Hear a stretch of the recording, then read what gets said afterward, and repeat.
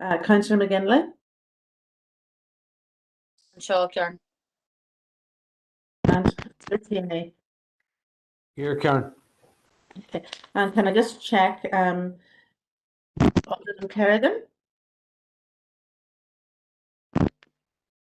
Alderman Guy? Councillor Boyle? And Councillor Carr. Okay, Chair. Thank you. Thanking you, Karen. Welcome to all members. If I could read the broadcasting statement now, folks. I would like to remind everyone who is in remote attendance that this meeting will be broadcast live via the Council's YouTube channel and will be available for viewing by the public via. The broadcast will also be available for repeated viewing at a later date. This broadcast may be terminated or suspended in accordance with Council protocol. Members and approved speakers are reminded to only have their mics and cameras on while speaking at the meeting. Use the chat facility to highlight a request to speak. By participating in this meeting, you are consenting to being filmed and to the use and storage of those images for broadcasting or training purposes and for the purpose of keeping historical records and those records available to the public. A copy of the Council privacy notice may be found on the Council website www.derrystrabane.com. Item 4, members, is members' declarations of interest. Now, or as the meeting goes on, people would put it in the chat box as well, please. Members, on your behalf, can I welcome in deputation today, which consists of Stephanie Richard, Rainbow Rehoming Rescue Centre, and Lisa Patton from PET FBI to address us on the very important issue of animal welfare. Both of you are very welcome, folks. I'm not sure which of you is going to speak first. Well, I don't mind going first. I'll just tell you to go on here. Do you want to go to the next slide, please? So, due to limited space and resources, we have a very small site here in Eglinton. We can only hold 15 dogs and 40 cats. I know that sounds like a lot, but there are a lot of animals out there that need help. We prioritise the stray, abandoned, sick and or injured. And where we can, we help pets whose families contact us with the following reasons. So some dogs are too energetic, they're not active enough, and they don't do their research into the breed, such as working strain dogs. Behavioural issues, such as food aggression, kennel guarding, stuff like that. Training issues, lead training is a big one, and house training. They have too many animals in the house. We're seeing an increase in people breeding over the lockdown, especially for extra income in the house. And that moves on to the next one. They can't afford the veterinary bills. So we've all seen an increase in the veterinary bills in the last couple of years, especially over the lockdown. A lot of the vets in the Derry area have been taken over by big companies from England or Sweden. And people aren't able to afford to give their pets the care that they need. One of the most common ones we get is people moving house, landlords not allowing them to take the dogs with them, and people have no other choice but to move in those situations. We have a lot of children having issues with animals. We do see a lot of people complain that we don't rehome dogs to children under 12 or children under 6.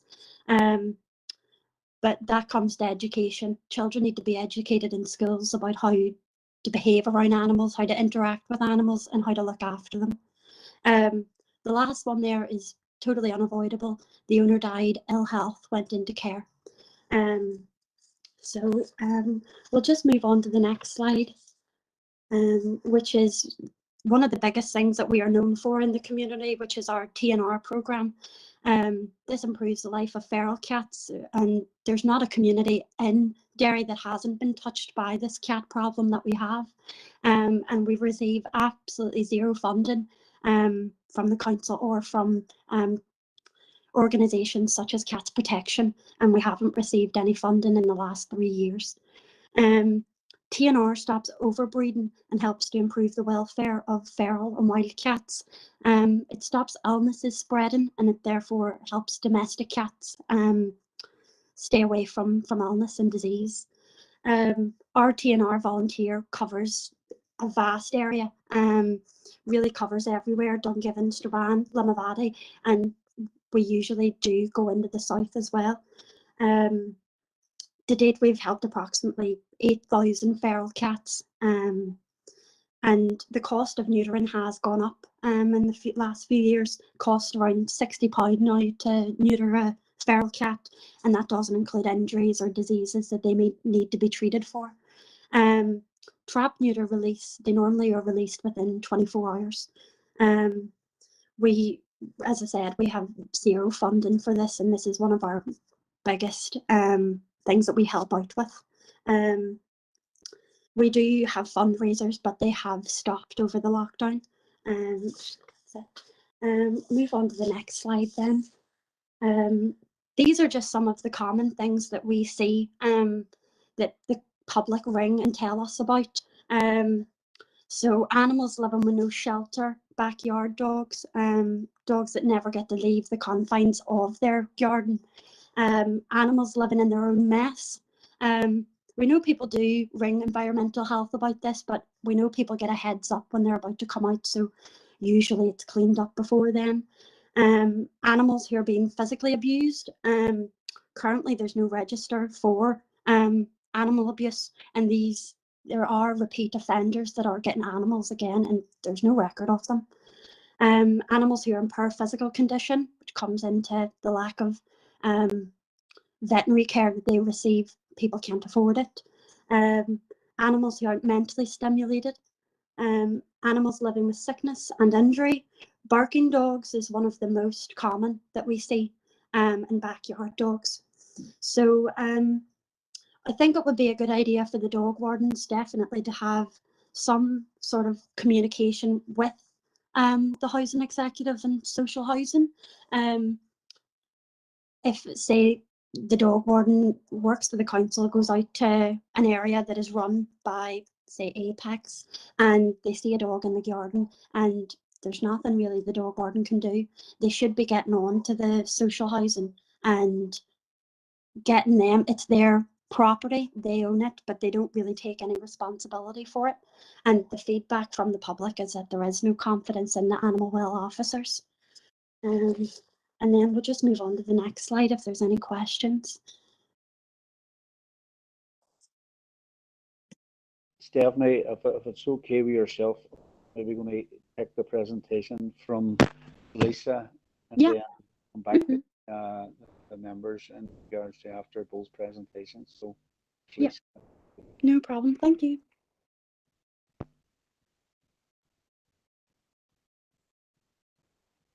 Hello. Hello. Hi, I'm just making sure you can all hear me. Yes. No problem. As I say, my name's Lisa from Pet FBI. My presentation was in and around, or is in and around the cases that we've dealt with through animal welfare. We have numerous complaints about animal welfare, and we get around 4 or 5 animal welfare reports a week that we in turn just pass on to animal welfare. But there's also a large number, as Stephanie said, there's a large number of calls and messages that we get on a weekly basis from the public who have had complaints about animal welfare, such as the length of time it's taken them to call out, or the length of time it's taken them to come back and assess the situation, or they've had no reports from them about what's happened. And the types of reports we receive or the dogs are locked in empty homes with no one coming to feed them for days on end, or the dogs are being left outside with no shelter and water, and dogs that are seen badly matted or malnourished. The cases that we've dealt with, one of them was, we had named Bob.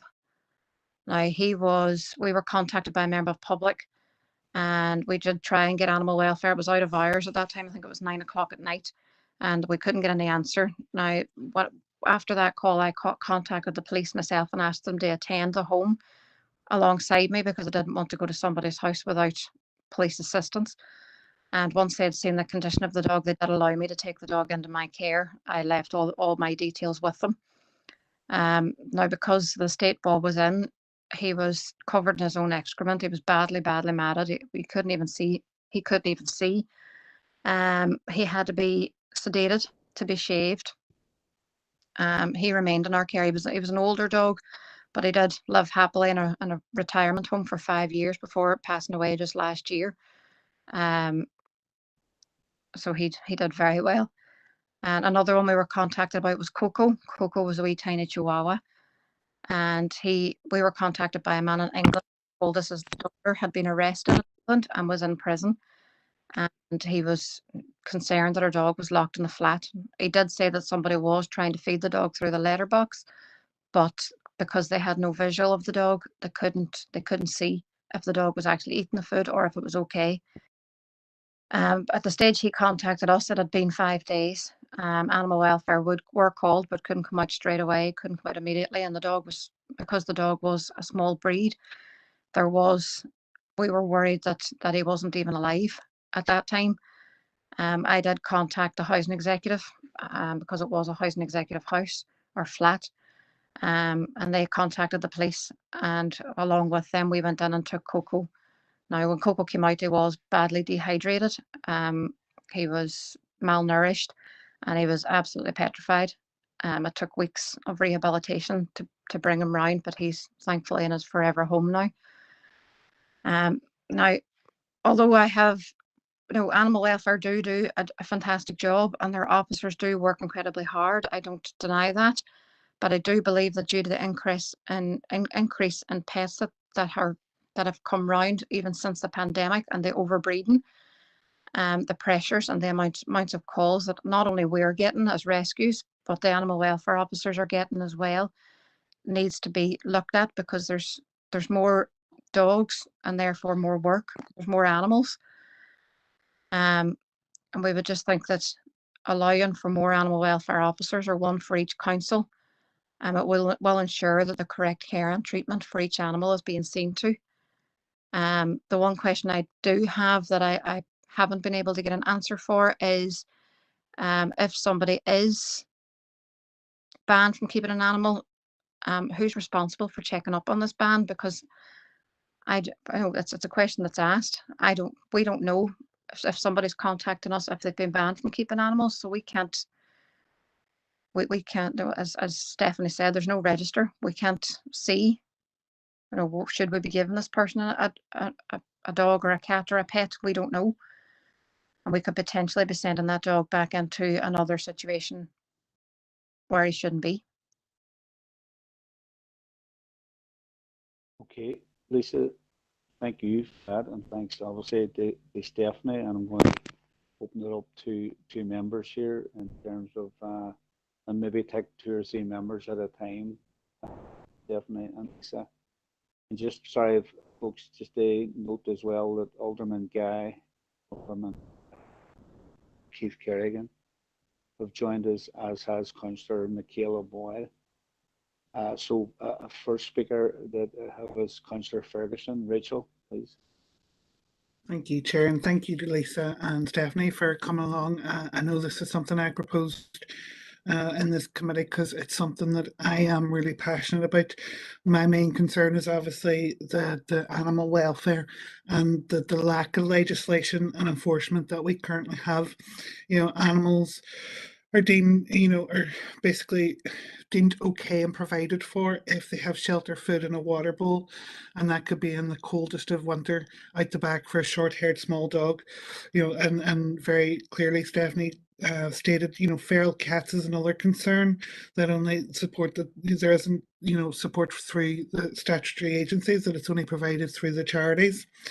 I'm just wondering from the presentation, I wanted to kind of, we in this meeting have a number of items coming up. We have obviously the discussion, the next paper is the animal welfare officers, and when we have the dog control strategy that we have to give back to DRS. So I wanted to glean from both Lisa and Stephanie what their views are that's needed to change. And I know some of that has to be legislation within Stormont, and council can only do what's in its remit. But we see things like Stephanie's issues came up, that there was behavioural problems, animals were too energetic. Training does seem to be a big issue for animals being handed over. It might be cute, your dog's chewing things up when they're teeny tiny and only a pup, but whenever they come 6 months and they're too heavy for you to stop them from bumping into your children, that's whenever animals are handed over. And I'm wondering whether it's something that we as a council could do more, because part of our strategy is education in schools. But is there something we could do even when you're coming to get your dog license? I know some people don't get their dog license, but could we be promoting things like socialization classes? Should we incorporate the importance of that and making sure that animals are trained appropriately and people know of their responsibility to bring these dogs up so that they don't become dangerous dogs, so they don't become an issue, and that they don't end up in our shelters? I have to commend both of you. The work that you do is just amazing. I think the amount of animals you are rescuing and trying to get back out, you are very active when it comes to social media and sharing stories. I was really touched by Coco there, Lisa and Bob, Bob, really, really badly at it. But Coco in particular, you did state that when you contacted animal welfare that they weren't available to come out, and that you needed to get the housing executive involved in that. Did they state why? And I'm wondering, is this one of your more extreme cases when it comes to contacting animal welfare? Would you have seen that as a priority for someone to come down straight away? So my question to the both of you is, what can we as a council do more in our strategies with our dog wardens? What could we do more to try and promote better animal welfare, and to make sure that these animals aren't being mistreated and these calls are being called upon? Because like Lisa stated, our welfare officers do amazing work. It just, from the next paper, you can see that they're inundated with numbers, and it's a very big task for a very small team. Thank you, Chair.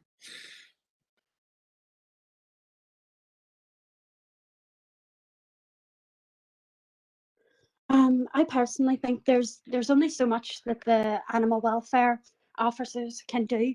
They can only abide by the law, and as you said, the law isn't great. Like, we are leaps and bounds behind England, Scotland, and Wales in terms of like animal welfare for animals, and especially cats. Cats are very overlooked in the rescue.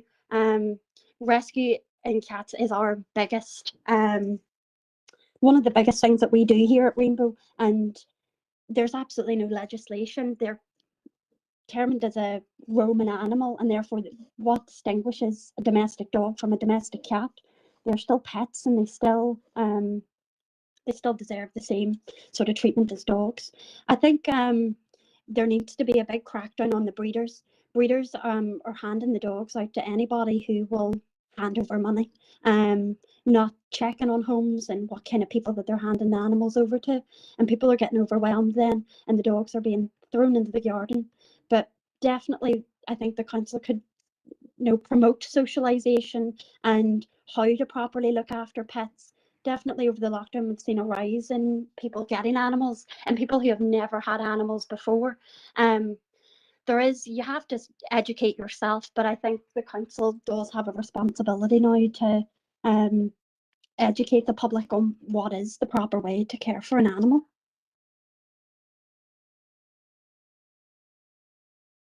I also agree with what Rachel said about education, and Stephanie. It is something I've spoke to the dog warden about recently, because I know that the dog wardens did have an education program, but I was told that was cancelled due to COVID, which is understandable.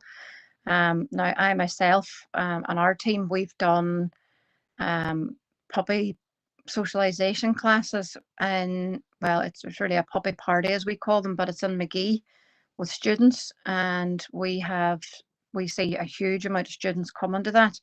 It's the university puts it on for them to have somewhere to go to relax, but it also helps us educate them on the proper way to take care of a dog, and the different dogs that we have. They're all different shapes and sizes, and although all the dogs are gorgeous and cute, they all do take different care and training to get them to that stage.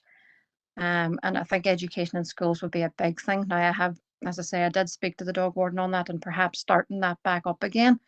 And if the dog wardens don't have the staff, then it's something that I said I would be happy to help with. I'm going into a secondary school tomorrow with puppies to speak with special needs children, to discuss with them about caring for an animal. So that is something that I'm trying to promote and do. But that was organised through me and the school to do that. But the law does need changed as well. As Stephanie said, we are so far behind the rest of the country. It's ridiculous. But the councils, for the immediate effect, for the councils to be able to do something, I do think that having an animal welfare officer that's based in the council area, so that if there is an emergency call like Bob or like Coco, that there's somebody there to be able to come out at that time. Okay, Lisa and Stephanie, thank you. I'm just going to suggest these. We so far I have 4 more speakers, so I'm going to take them and then come back to your 2 cells. If you maybe just take a wee note of what people are asking you, as opposed to coming back after every elected member type thing. So the next elected member is Alderman Hussey. Derek. Jared, thanks for the opportunity. I've said in the chat box there, I'm not a member of the committee, and if you had one to take other committee members first, I would totally have understood. Stephanie and Lisa, thanks very much for the presentations, and indeed for the work that you're doing. Lisa, can I say I totally agree with the issue of a dedicated animal welfare officer in the council area. I was surprised to learn, I think the last time I questioned this, we get a response from somebody from Anaoma, as far as I can remember. To me, that's not acceptable. We as a council should take on that responsibility and have our own welfare officer available. I was concerned, Stephanie, I think it was, that you said the public had no competence in the animal welfare officers. And then, Lisa, you said that animal welfare officers do a fantastic job. I think to say the public have no competence, I think they might have a lack of competence in the response, but I've already mentioned there, and Lisa has the fact of a lack of personnel to respond. So I'm a bit concerned about the issue there of one, no confidence on the other. They're doing a fantastic job, and perhaps you could address that when you come round to answering. Again, Stephanie, you said there, when cases were reported, you said the people get a heads up. Could you expand on that? Because I would find that concerning, that when a case is is reported, that somewhere along the line somebody gives somebody a phone call or whatever. Look, the guys are coming out to look there. You better get your act together. I find that very worrying and very concerning. So if you could expand a wee bit on that. With regard to training, I think it was Councillor Ferguson referred there to training classes for the animals. I think sometimes it's a case of training classes for the owners. Unlike some people, I wouldn't see this as a responsibility of schools. to undertake this. I mean, when you bring an animal into your family, it's being brought into your family. If you bring a new child into the family, you don't ask the schools to train you how the new child is dealt with within the family. I mean, myself, I grew up with animals. My grandfather was a gun dog trainer. So I think there's a responsibility on parents and families themselves to ensure that there's an awareness of how whatever the animal is, whether it's a dog, a cat, or other animals, how they should be dealt with within the family, because what you're essentially doing is bringing another body into the family circle. That's how I regard it anyway. But as I said, thanks for the presentation. And certainly, Lisa, the big issue for me would be that we would have dedicated animal welfare response within our own district council. Thank you, Chair. Thank you, Derek. Councillor Edwards, Stephen.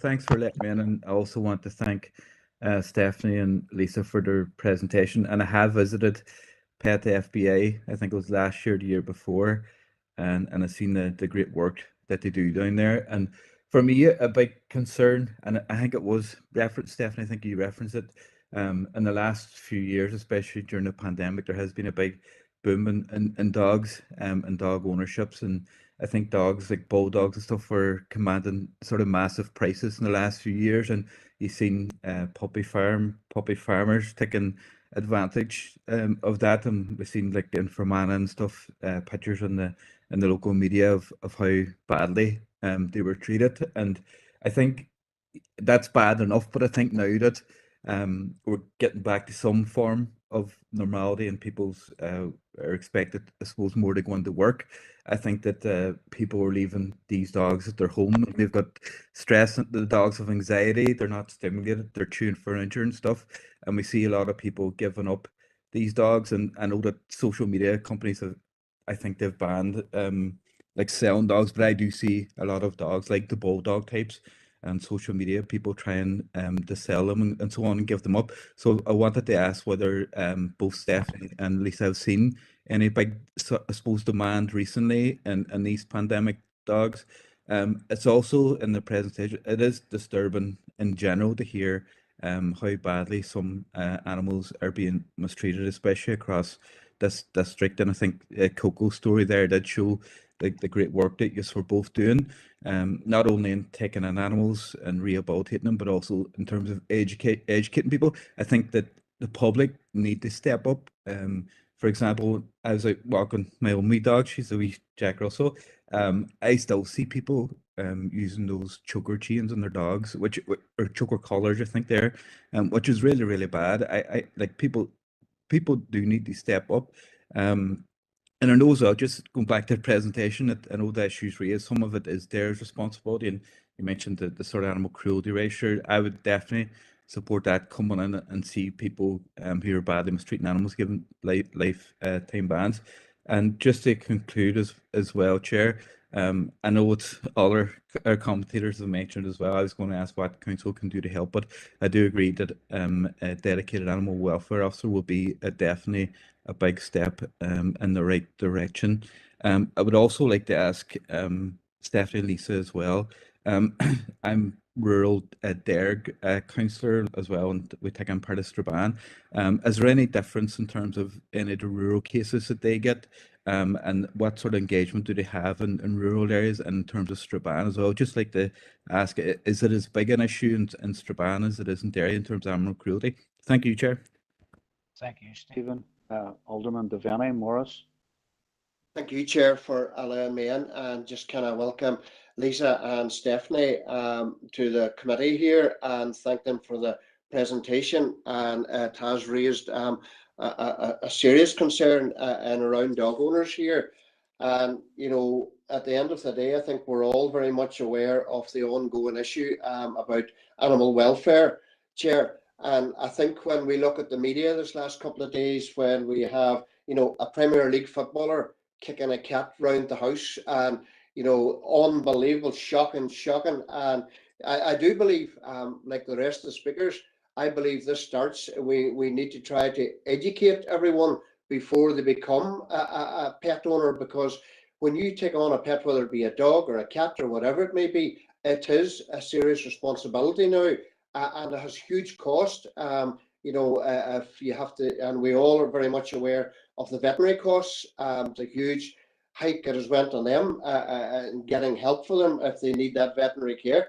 But education, Chair, I believe is the right way. But as one of the previous speakers said, there has to be a responsibility of the animal owner themselves. Once they take on a pet, they have a duty of care to look after that pet to the best of their ability. And I know people, and look, let's not get mixed up there here. We have some lovely animal lovers out there, and they would nearly treat them as well. They would treat them as well as if they were a child or one of their siblings. And we have others then who just don't give a damn. We hear the stories when we look at Bob and Coco there. Disgusting to see that. But Chair, we would be very, very happy as well to see a dedicated animal welfare officer as well. But, we can only do so much. And as somebody said before, I believe that the responsibility lies with the animal owner. But Chair, thanks for the presentation. Thank you, Morris. Of two further speakers indicated, folks, and I'm going to take them and then I'll come back to yourselves, Lisa and Stephanie. That's okay. Councillor Boyle, Michaela. Thank you, Chair. I want to also thank Lisa and Stephanie for presenting here today. I want to welcome, first of all, the work done by both organisations and the work they do in collaboration with Council and other agencies, particularly which has led to see that only strays and ill health are put to sleep today compared to possibly 10 years ago, when Council routinely would have put a lot of dogs to sleep every year, and around the 100 mark. So I welcome that work ongoing. I also want to just mention the stray cats, and the Tnr scheme, which has undoubtedly reduced the number of stray cats. And I think we do need to have more robust legislation. The detail is lacking in legislation, and we could do more in that regard. I do think people who want to buy a pet to consider whether they can realistically look after it before they make a purchase, and ensure the massive flood of animals now arriving at rehoming centres post-COVID is not repeated. And I think that message needs to be put out very, very clear, for we've seen during lockdown a lot of people, at home, confined to home, and got a pet, and now they're back at home, they're back at work, and the pets are left roaming around. So that is definitely an issue. I want to also support our dog warden and the work that he does across the district. And I would support the assessment that lack of animal welfare officers is a cause for concern. And I would ask council officers to explore ways in which this can be addressed, and also propose that correspondence is sent to relevant agencies asking for clarity on how a ban on future animal ownership is enforced, so that there's more, and also to make the point as well too, and I have to say this because anytime as elected reps we're out talking about dog fouling or any dog on off the leash and issues to do with dogs, they are more responsible dog owners than irresponsible, and those responsible ones have to be commended for the work that they do in keeping their pets. But just if I could ask Karen to maybe correspondence sent to relevant agencies asking for clarity on how a future ban of animal ownership can be enforced. Thank you, Chair. Thank you, Michaela. Councillor Harkin, Sean. Thank you, Chair, and thank you for the presentations today, and thanks for the work that you are doing. And I know it's been probably challenging over the last year, given the number of pets that have maybe been brought to you, or pets that have been seen in distress. And I do think the response to the the West Ham United players hitting of his cat shows how the depth of affection that people have for their animals and their pets I mean, they really are part of the family, and that's why people are so distressed. And I do think that how we treat animals is a measure of, you know, our society in terms of, you know, we want people to be kind, and if people aren't kind to animals, it's likely that they won't be kind to each other. So I think, you know, we have to work to kind of make sure that pets are treated properly. Look, we support the proposal around an animal welfare officer. I think that's an important one that you know, if there's things that we can do to help advance that.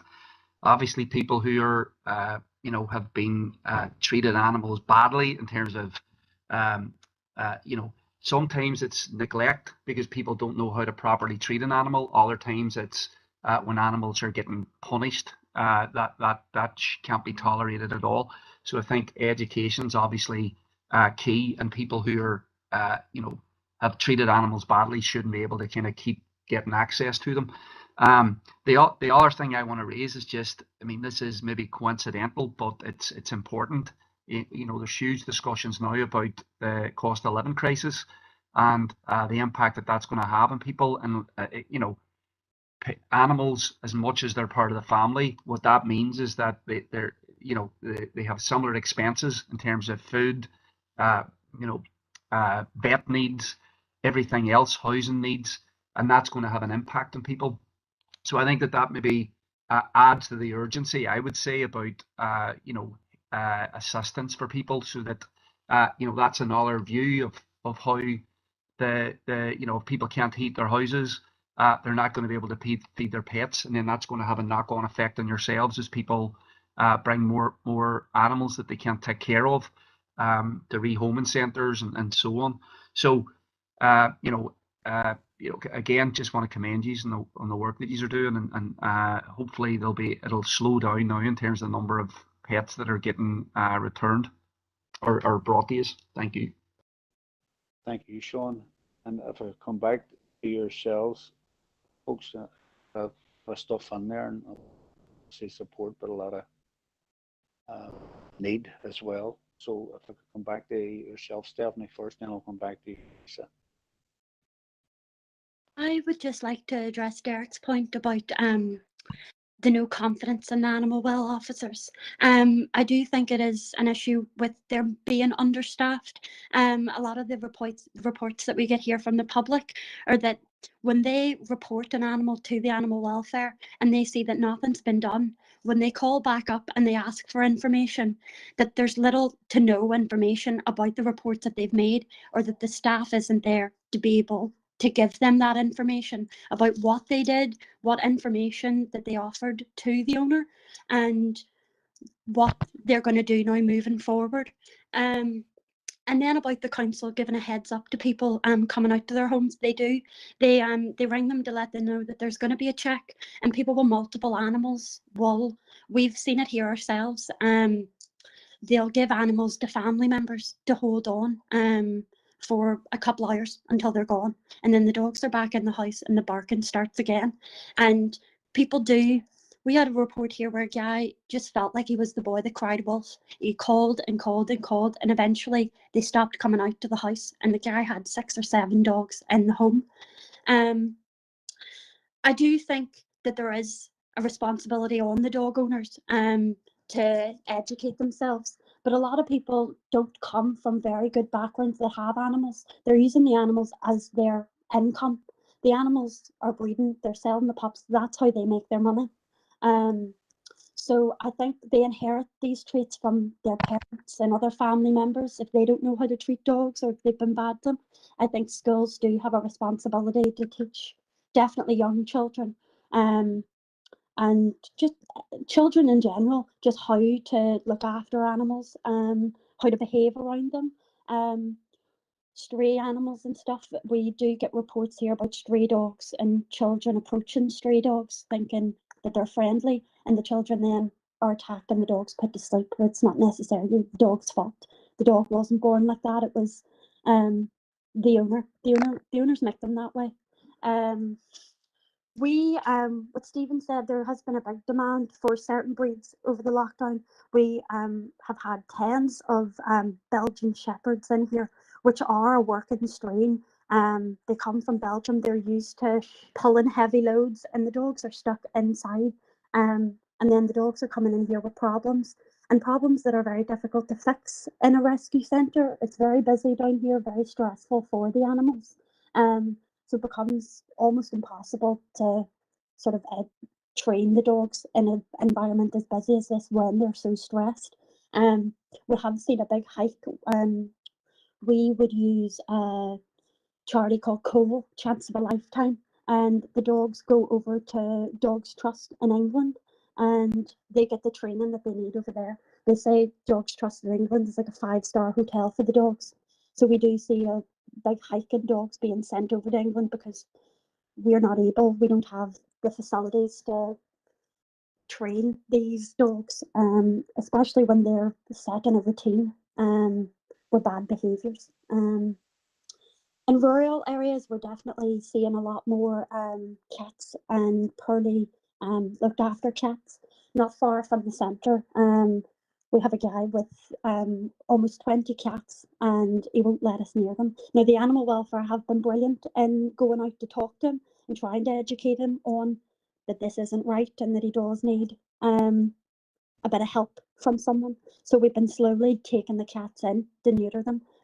But again, we've absolutely no funding, and £20, 20 cats, £60 for neutering. It is costing us a lot. And over the lockdown, we can't fundraise, and we get absolutely no funding, and it is difficult for us, and we're drowning a bit here, especially with the cats.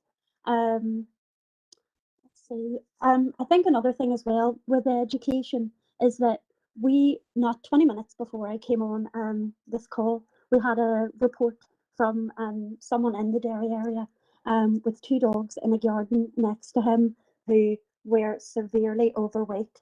Now, I've seen photos of the 2 dogs, and one of them can barely even stand up.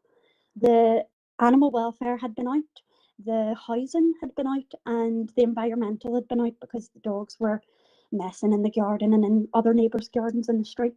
Now, they've rang and they've received no information about what animal welfare has said to him.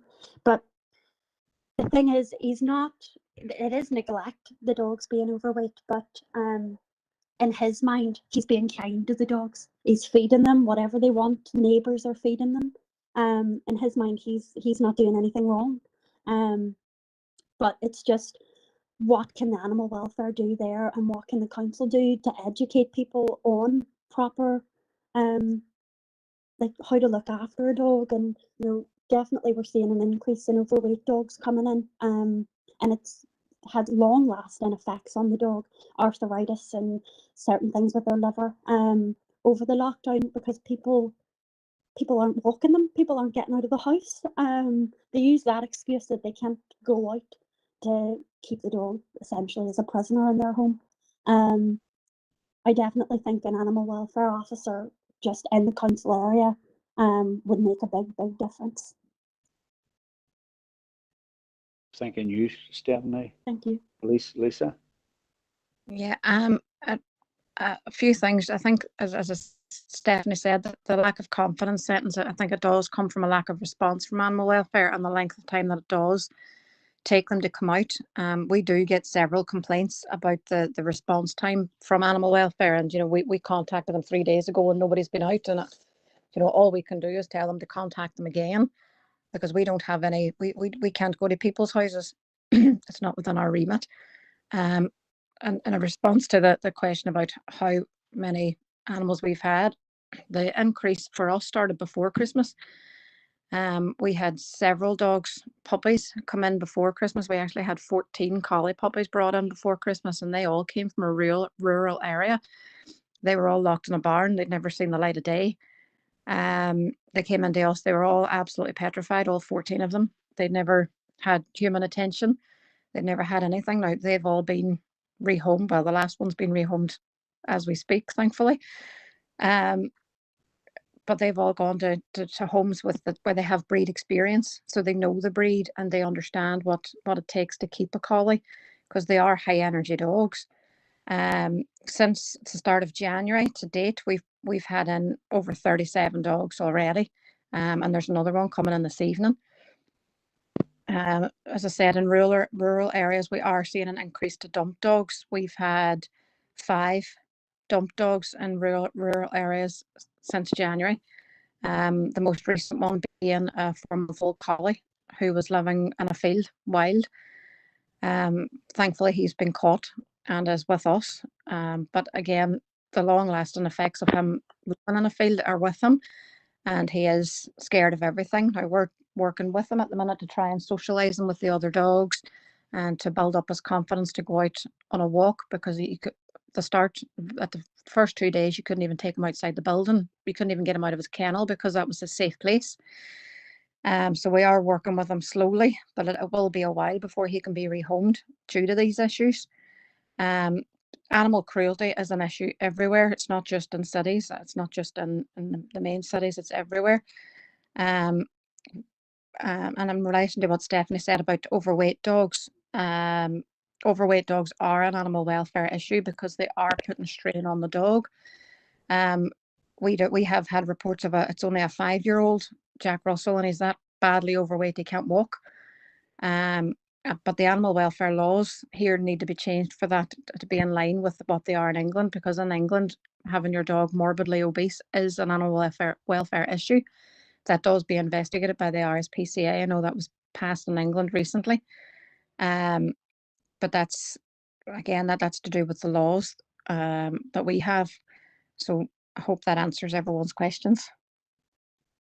Lisa, thanking you, and thanks to both yourselves in regard to, first and foremost, the work that you do in relation to animal welfare, and obviously it comes across in your presentations, but also the insight and the issues that do need addressed.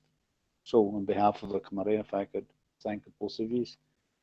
You are welcome in terms of the meeting goes on YouTube, and there is an item coming up in item 8, Animal Welfare Service, which I'm sure will cover some of the topics that have been raised today. But for now, thanks both to yourselves. Thank you for your time. Thank you. Thank you very much. Okay. Members, if I could move on to Chairperson's business, and there's 2 items in Chairperson's business. And the first one, if I could ask Alderman Morris Devaney. Morris, please. Thank you, Chair, for allowing me in.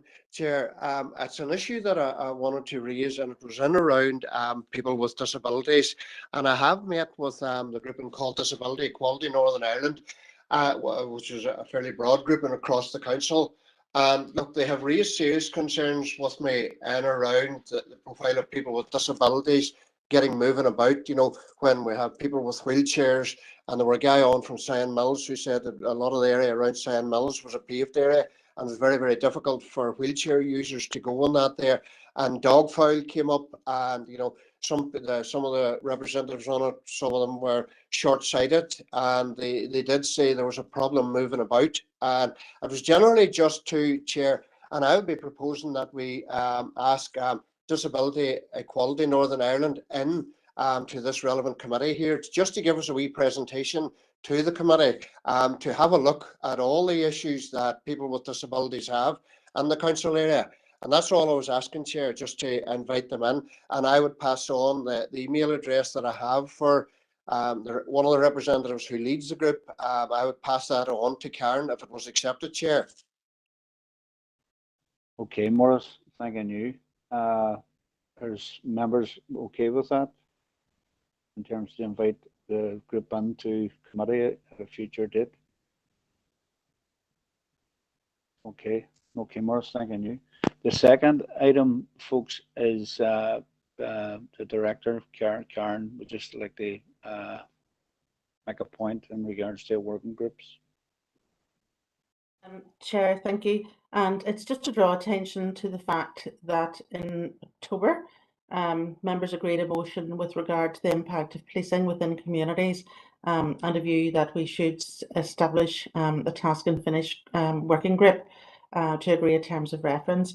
That working group convened initially, and members took the view that they would prefer to have wider representation for those parties and independents who haven't nominated could we ask you to do so, and to note that the next meeting of the working group will be on the 21st of February at 2 p.m. Thank you. Thank you, Karen. Folks, moving on to item 7, which is the minutes of the meeting of Thursday, the 13th of January. For accuracy first, please, pages 13 to 30 and pages 31 to 44. Could I have a proposer and seconder, please?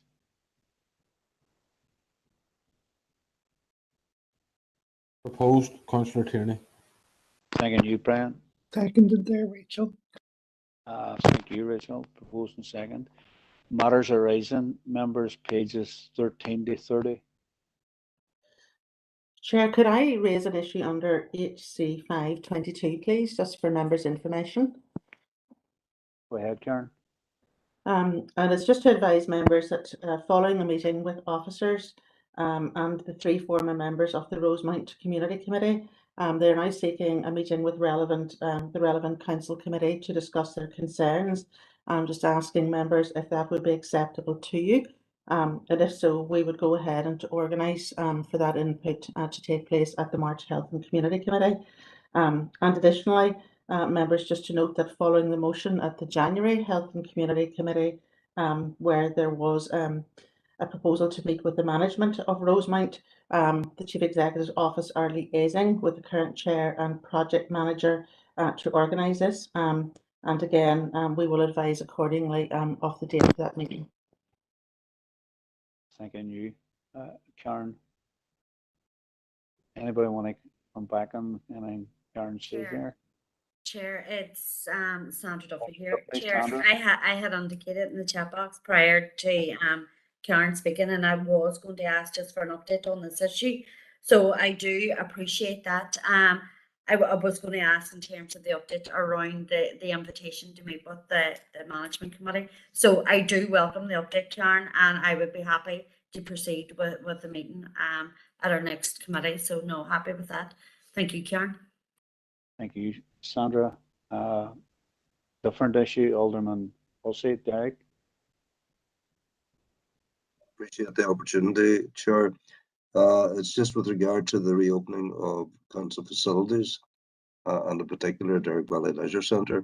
What is the actual latest position on that? Thank you.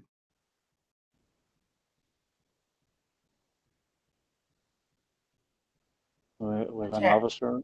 Chair, I'm going to ask Harry to pick up on that, please, because I know that there's been some communication for the press and media prepared recently. So, Barry. Thanks, Karen. Thanks, Chair. Through yourself, yeah. Alderman Hussey, we have been given the go-ahead and have some information last week from a consultant team about opening up the sports hall and all again, Derek. So we're getting moving on that. There were some preparatory works had to be carried out, including some minor details around the car park. So we're planning over the next number of days and weeks to get back up to full capacity again. So and then just be keeping an eye on the air monitoring around it. So I know there is a bit of information out in the press, but hopefully back up to normality again, Derek. Appreciate that response, Chair. I suppose as elected representatives, not just myself, but the rest of the representatives in Derek, it's nice to be kept up to date on these things. I welcome that we're getting towards the reopening of that, and that's not before time. Thank you, Chair. Thank you, Derek. Councillor Gallagher, Paul. Thank you, Chair, for letting us know I'm not on this committee. Just on the same matter, I'm informed from a personal aspect because I play indoor soccer at not Melbourne, but in Riversdale, and I'm wondering, will that be back on again?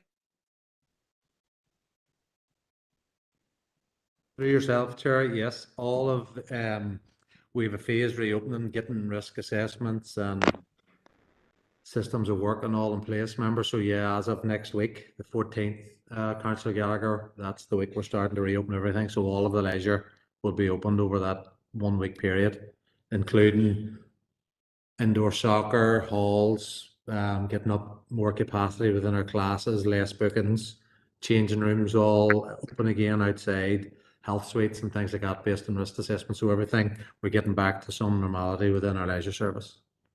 Thanks for that. Cheers. Okay, Paul. Councillor Edwards, Stephen.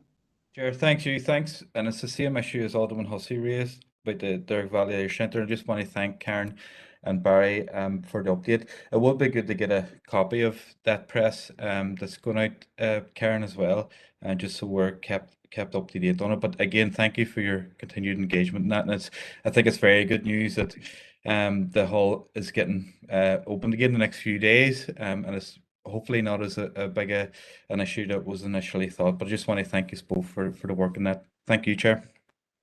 Thank you, Stephen. Members, any matters arising from moving on now to pages 31 to 44? Any matters arising? And if not, can move on to item 8 and ask Seamus Donaghy, please, to take item 8. Thanks, Chair. Chair, the report provides an update on work carried out by the Animal Welfare Service within the council area. And as you know, members, there's been a couple of presentations, and I'll try and address some of the points raised as part of that as well. So members, council have a statutory responsibility for the enforcement of animal welfare legislation relating to domestic pets and non-farmed animals since 2012. The service delivered on a sub-regional model where Fermanagh and Omagh District Council provide the service across both Mid-Ulster District Council and this council area. A breakdown of the service demand and activities in 2020-2021 is outlined in Appendix 1, including enforcement action taken. The volume of calls and case workload for this year is outlined in section 3.2 of the report. And the annual budget which DCSDC provide councils to deliver the service across Northern Ireland is 1.25 million.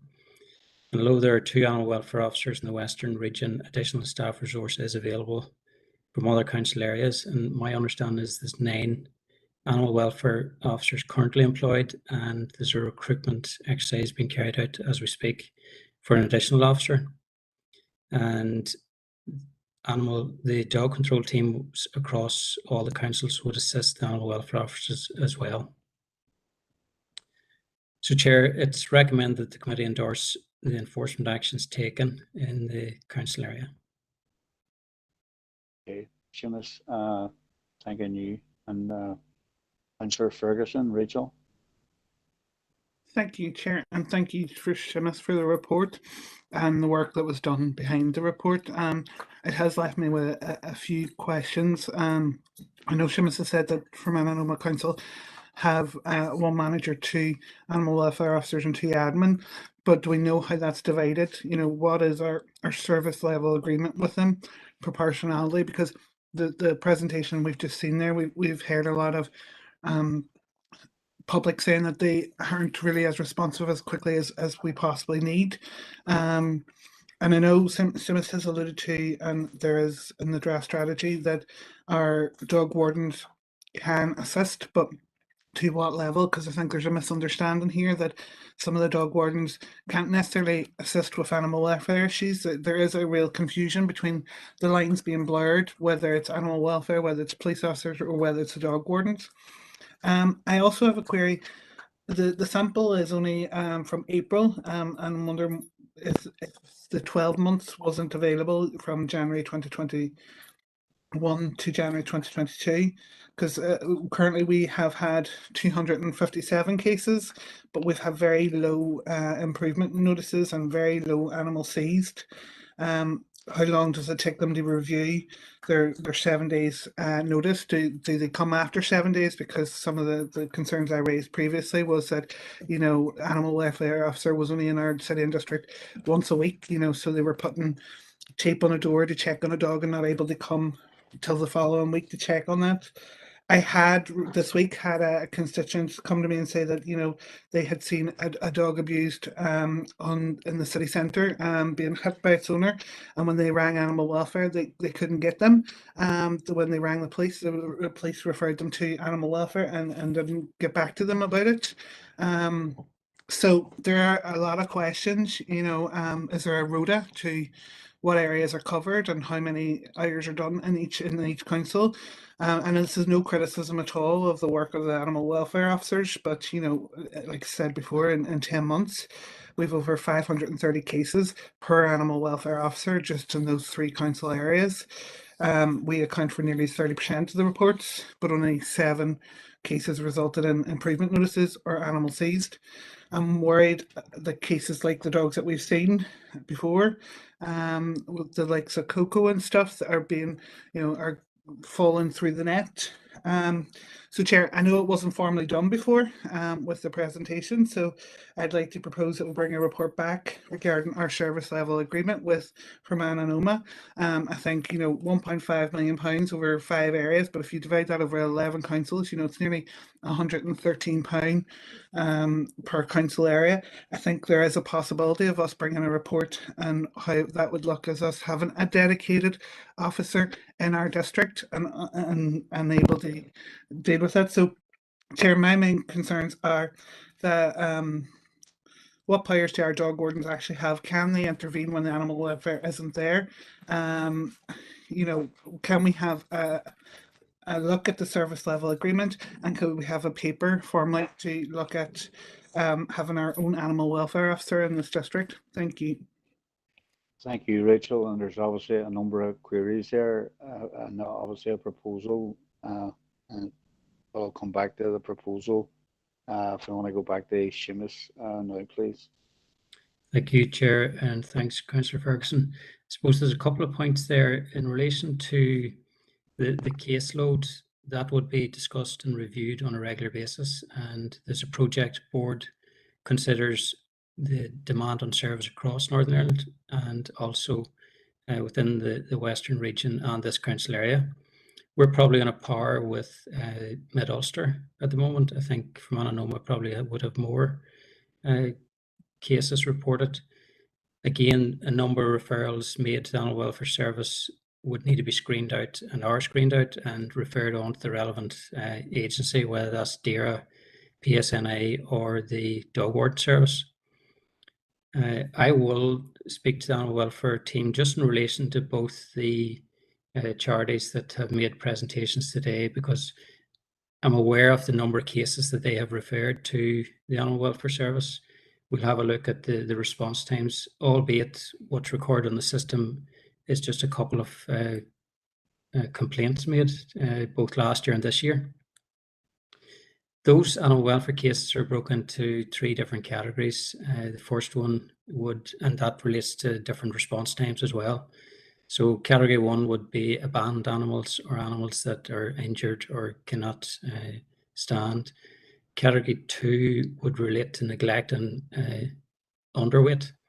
And category 3 would relate to environmental issues such as not having shelter.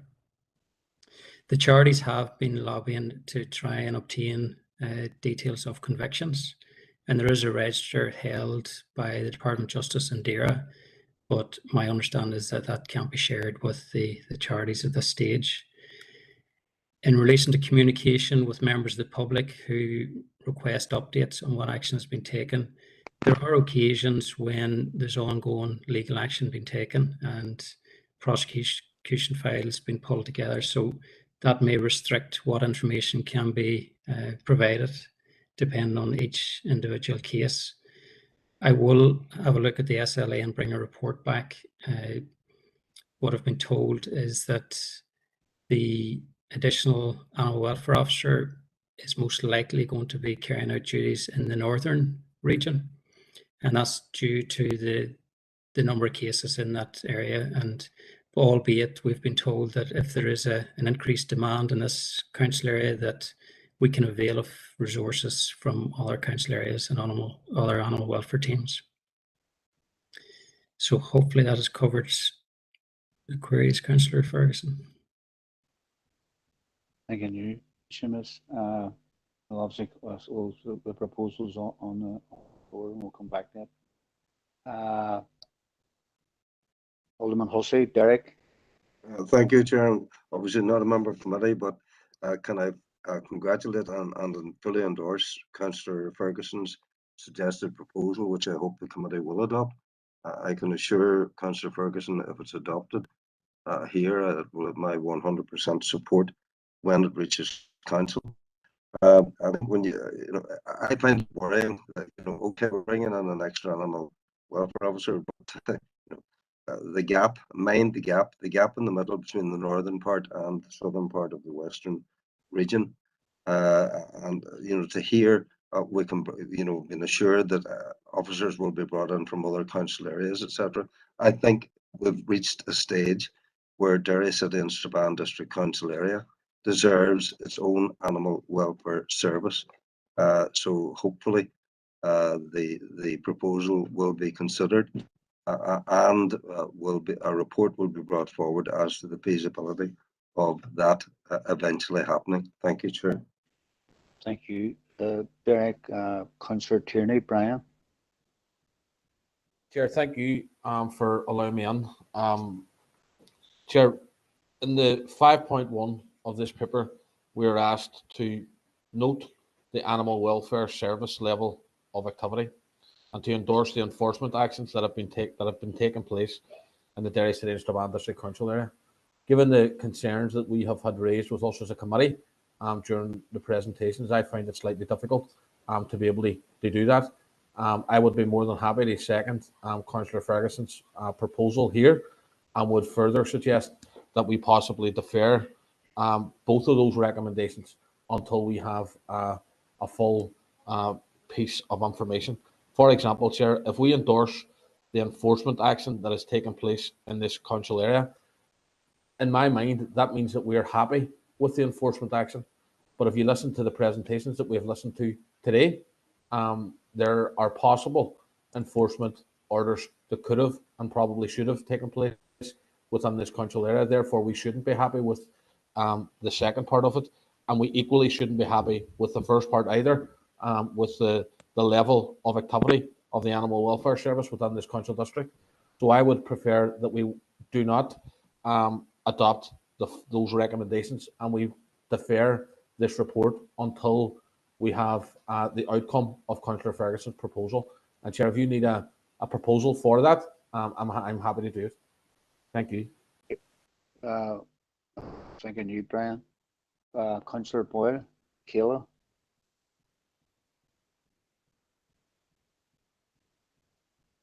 Thank you, Chair.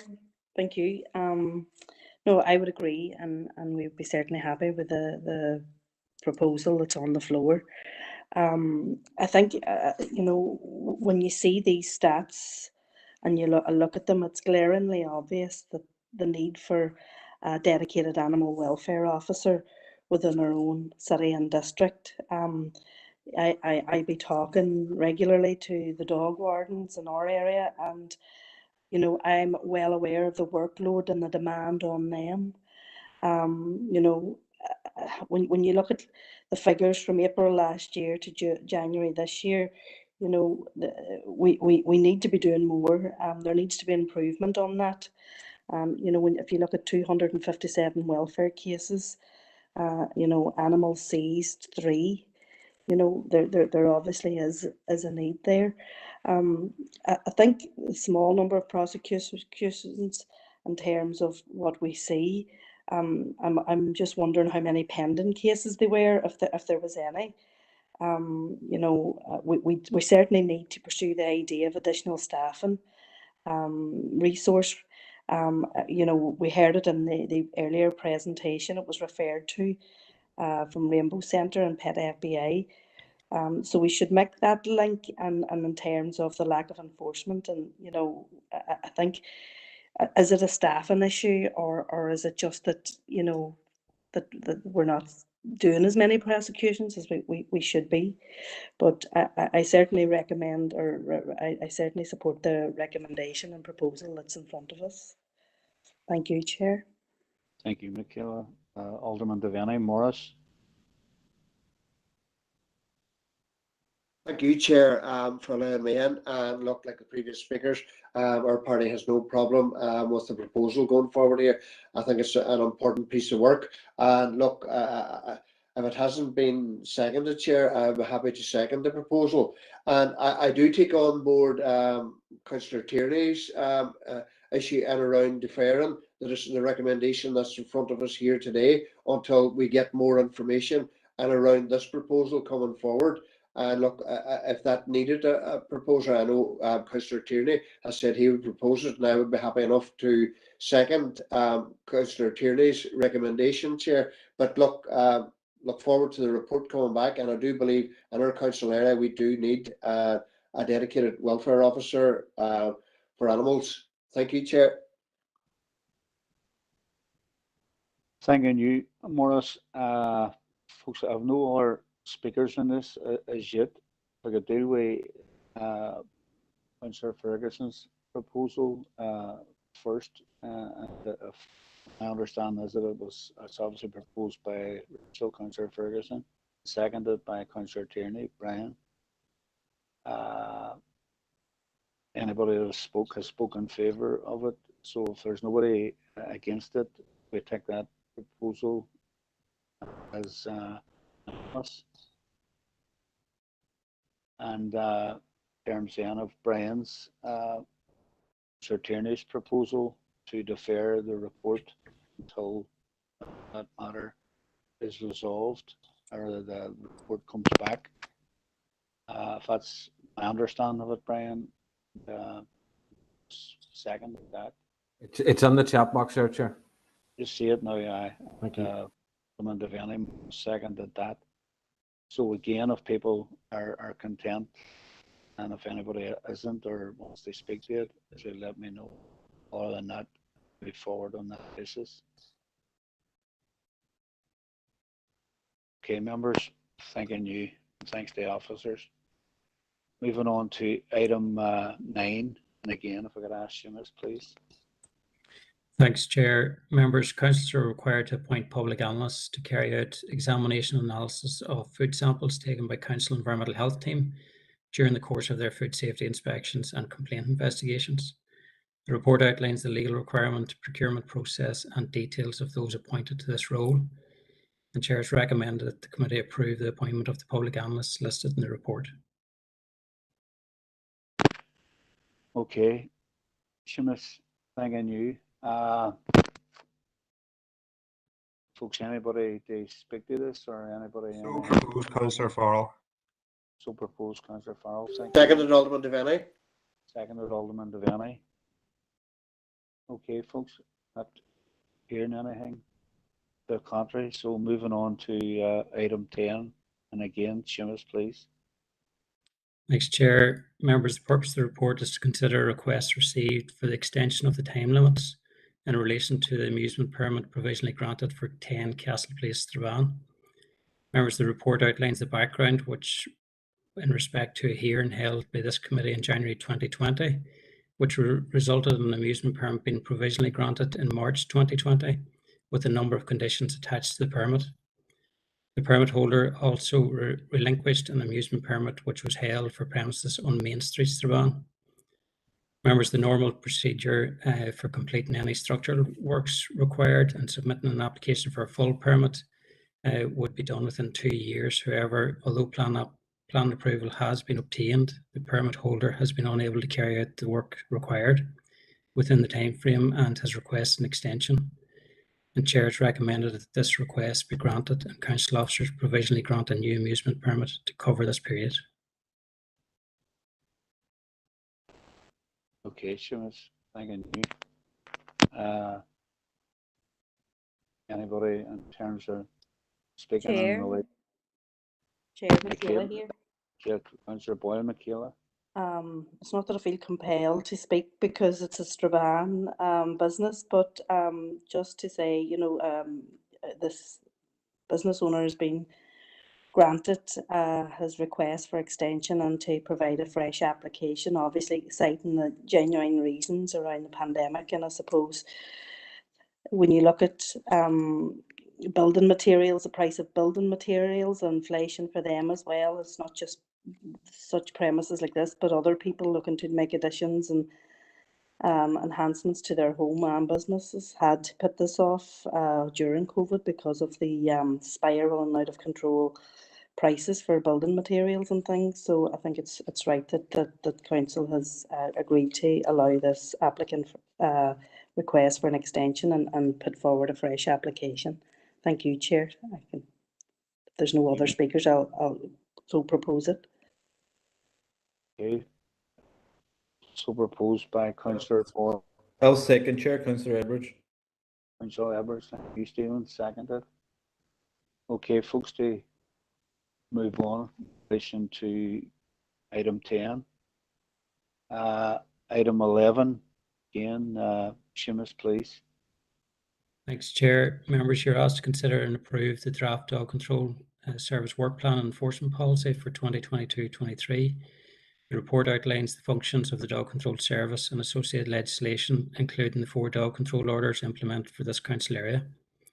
The draft work plan in Appendix 1 outlines the tasks for the service over the next 12 months, which includes developing a responsible dog ownership strategy and action plan in relation to licensing, fouling and noise nuisance, which, although we don't discuss a lot, would account for 20% of the noise complaints that we receive each year.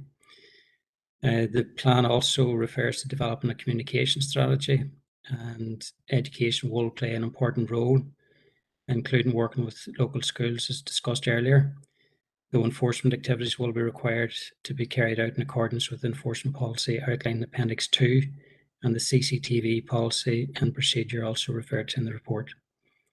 The dog control service will continue to work with other council departments, including litter wardens and park rangers, and the team will also continue to work with a range of statutory, community and voluntary organisations to address particular dog control issues. And finally, members, new signage outlined in Appendix 3 will be installed shortly across the council area to help reinforce responsible dog ownership in this council area. So members, you're asked to consider the work plan and enforcement policy. Thank you, Seamus. Councillor Ferguson, Rachel. Thank you, Seamus, and thank you for the report. I was looking through it, and it obviously ties on with the issues that we were talking about previously. And I'm just wondering, see around the education aspect, could something like we were talking about, socialization, be put as part of the media? Because at the moment, I think there's a big focus on dog filing and maybe licensing your dog, and not necessarily, you know, around how to socialize your dog appropriately, and the other aspects of keeping a dog that we've raised before, veterinary bills, cost and things like that. Also, the other one was I can see very clearly in number 14, it does say assist the animal welfare officers in respect to their code of practice.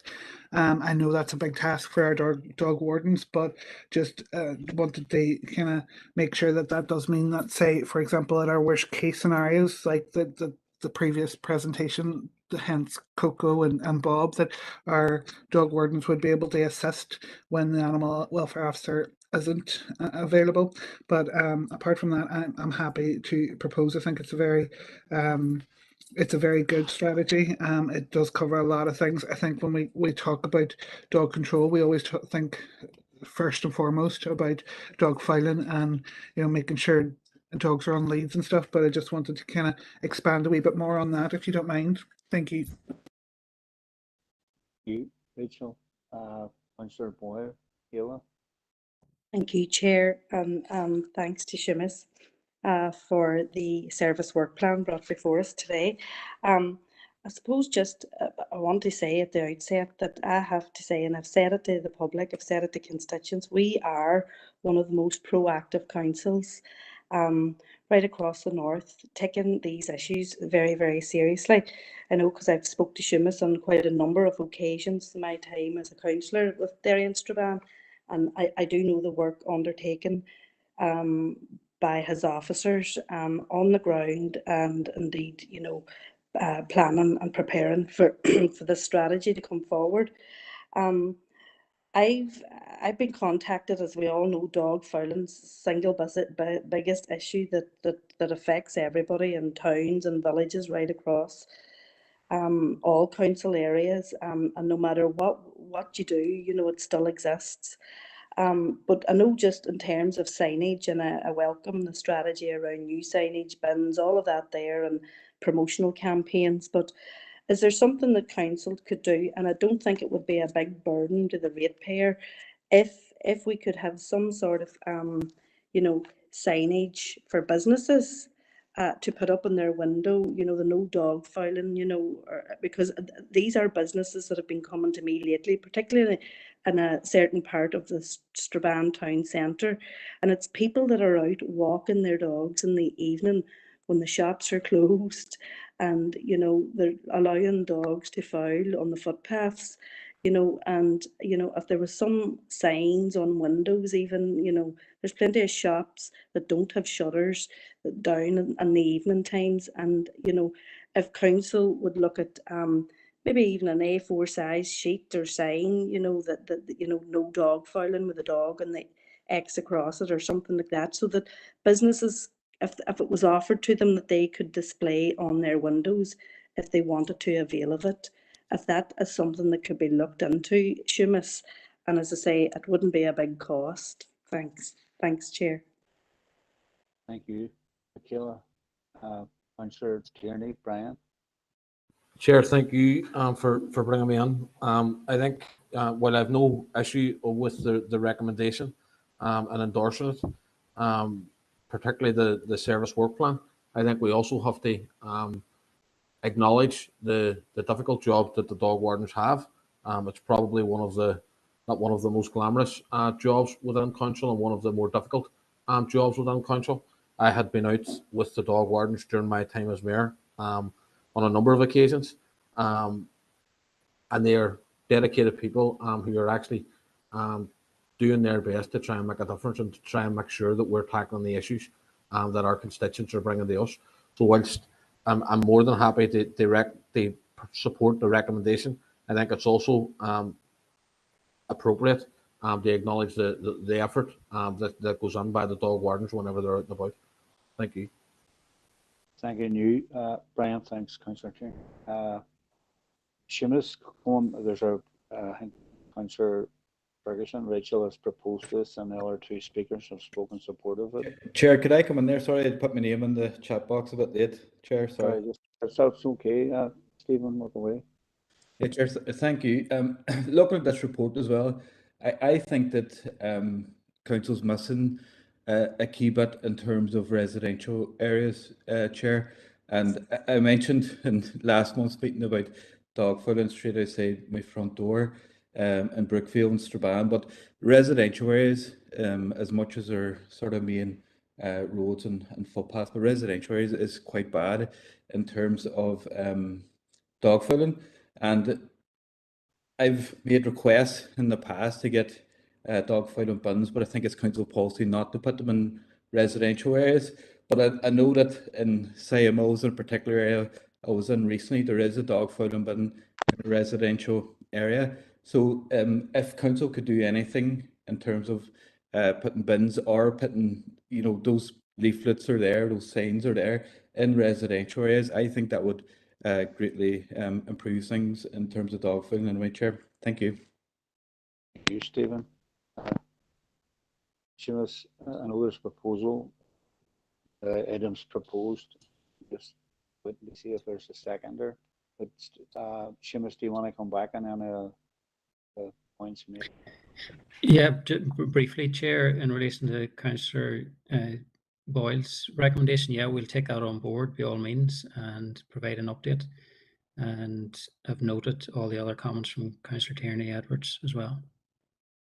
Okay, Seamus, thanking you. And I see Councillor Tierney, Brian has seconded the item. So I haven't heard anybody speak against it, members. So I'm going to take it unless anybody tells me different. And move on to item 12 and ask Barry, please. Barry. Thanks, Chair. Members, the purpose of this report is to update you on the consensual grant making model aligned to local community partnerships, and to seek your approval for an extension to carry the grant making budget allocation of 120,000 into the new financial year 22-23 and allow for spend within each of the 70 A's in Strabane's town, and to seek members' approval for the action plan submitted with Strabane Growth Partnership and the Waterside Members, you'll be aware that we supported as far back as 2019 the 8 local growth partnerships, and it was initially a pilot programme. As a result of the range of programmes being delivered by each of the partnerships over the past year and the difficulties with COVID, it was required to carry over the budget into next financial year. And this will allow each of the partnerships to develop proposals this month and next month for submission and approval at our next Health and Community Committee meeting. You'll see, members, we have 2 received to date, and we expect to receive the remainder of them in the next number of weeks. There's no additional financial implication to Council. The 120,000 has been carried forward. So in terms of recommendation, members, that you approve the carryover into the new financial year, and that members approve and endorse the action plans submitted from Strabane and Waterside. Thanks, Chair. Thank you, Barry. Members? Chair, I'm happy to propose. I think the consensual grant making model has done good in terms of the communities and has allowed communities to come together to agree their priorities. So I'm happy to support the recommendation. Thank you, Councillor Dovey. Sandra? Councillor Tierney, Brian? Chair, thank you. I'm happy to second the recommendation.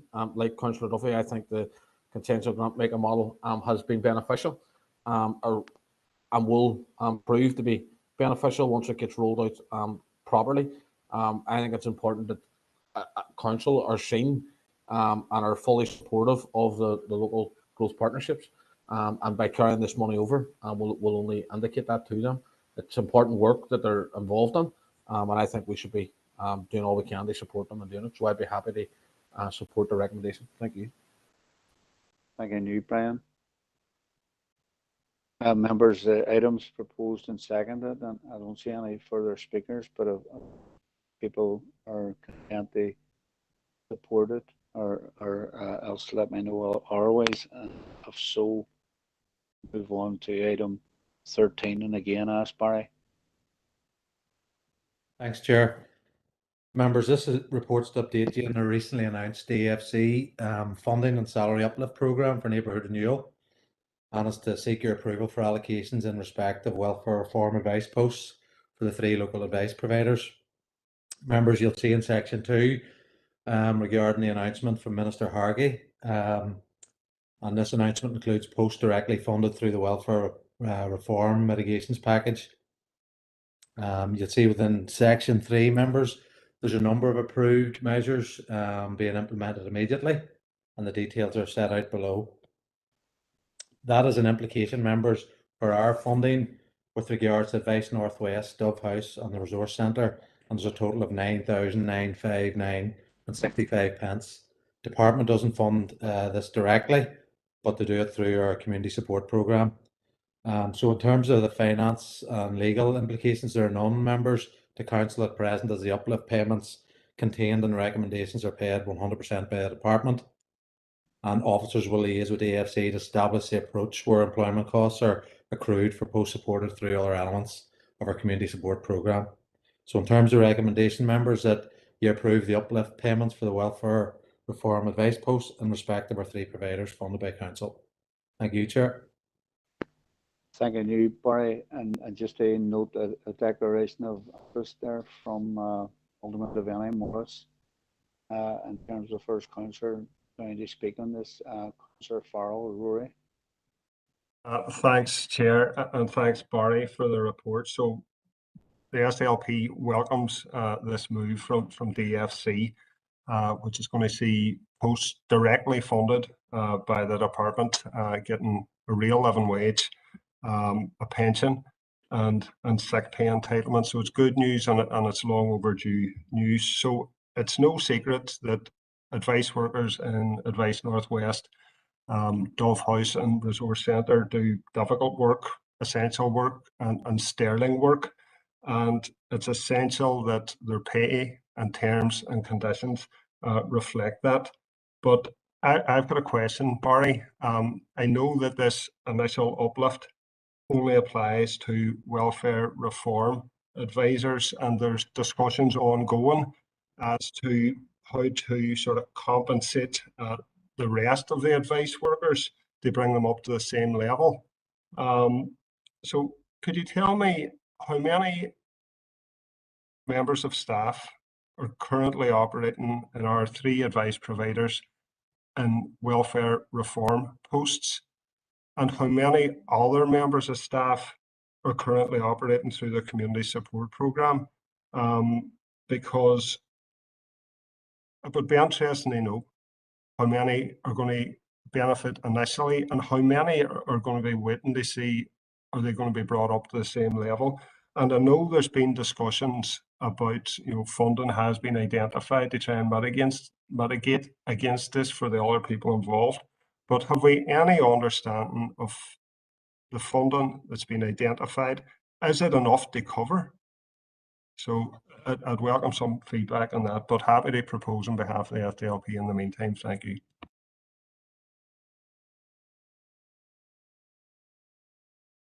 You want me to come in now, Chair?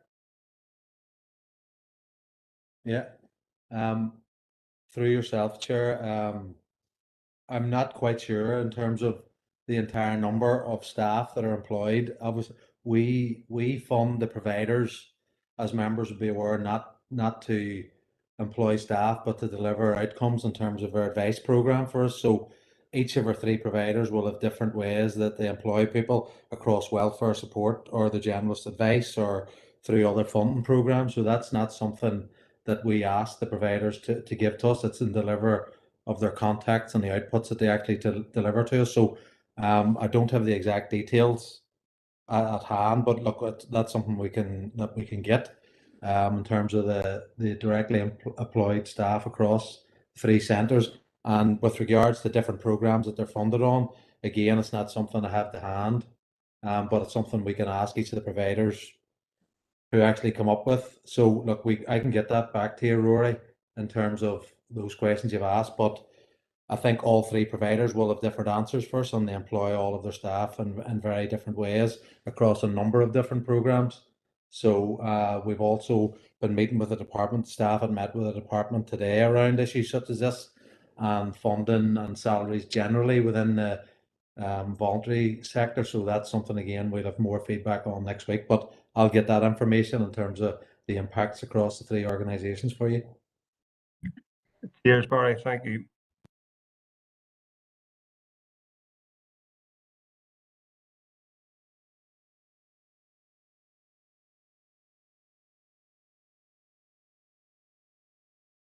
I'm not sure if we've lost the chair. I know I've indicated to come in next, so maybe I'll just go ahead and maybe give Paul a chance to address any technical issues. Oh, there, you back, Paul? Sorry, Sandra. Your luck was bound to run out. No, just to say a couple of other declarations of interest. Councillor Tierney, Brian, it was regard to a resource centre, and Councillor McGinley, Emma, in regard to Dove House. And the next designated speaker is Councillor Sandra. Thank you, Paul. Yeah, and just as supposed to declare an interest as well, I'm on Advice Northwest. But I want to just welcome the report on behalf of Sinn Féin.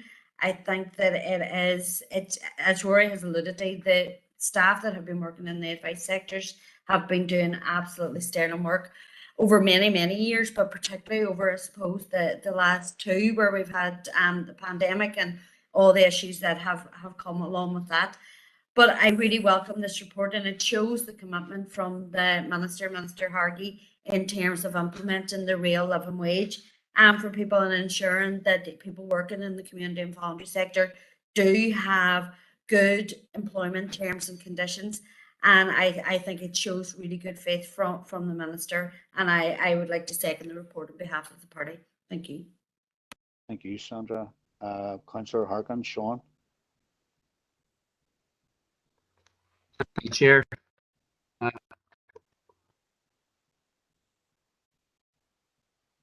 Thanks, Chair. Don't know what happened there.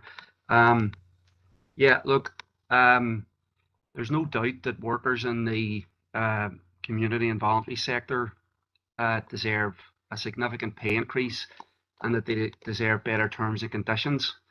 But this announcement by the DFC Minister is an attempt, a last-minute attempt to make it look like they take workers' rights seriously, and that they're while any kind of raise for workers should be welcomed, and improvement in conditions, there are very, very serious issues that need to be addressed around the way that this is being done. There was, I mean, I read the announcement and it said there was consultation done. There's no consultation done with trade unions or workers or many of the advice service providers. They weren't engaged about this. And the way that they're going to actually push this through is going to cause problems in a lot of organizations. Let's start with a few. First of all, it's only a select group of workers get this. It's not everybody who's been bending over backwards to help people through the pandemic. So there's serious concerns from trade unions and advice providers that this is going to create a two-tier workforce. Why are some workers getting this, and why are other workers not? Are some workers doing more important work than other workers?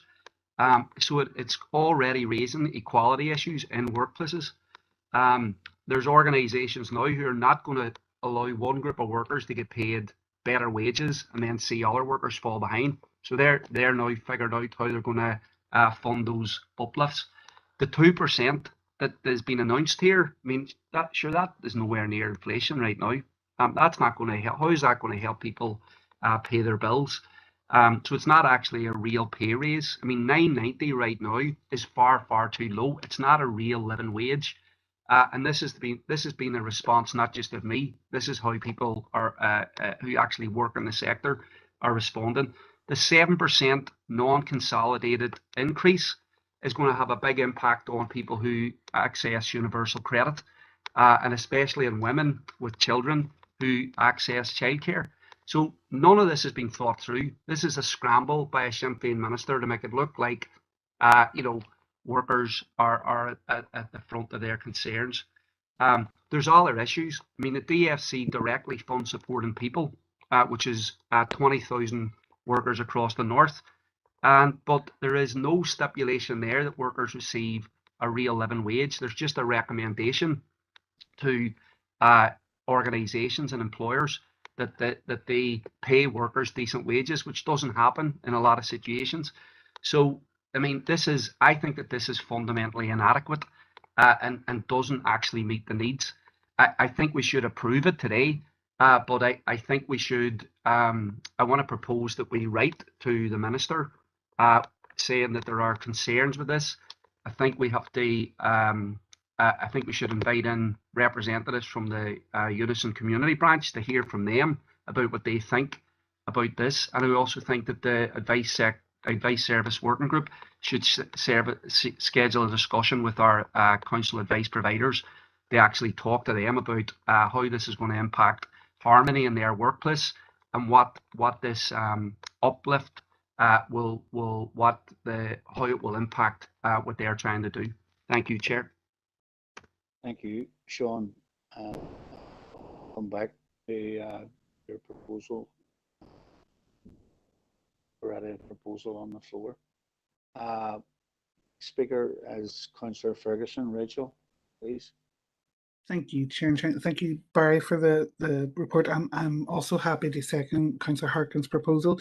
I welcome the uplift for some of the advice providers. I think should be welcome, and I think everybody should have the real living wage. I do have concerns, and I know some of the concerns have already been questioned. My biggest concern is the advice provide service working group that we currently have has a pot of funding that is stagnant and doesn't grow.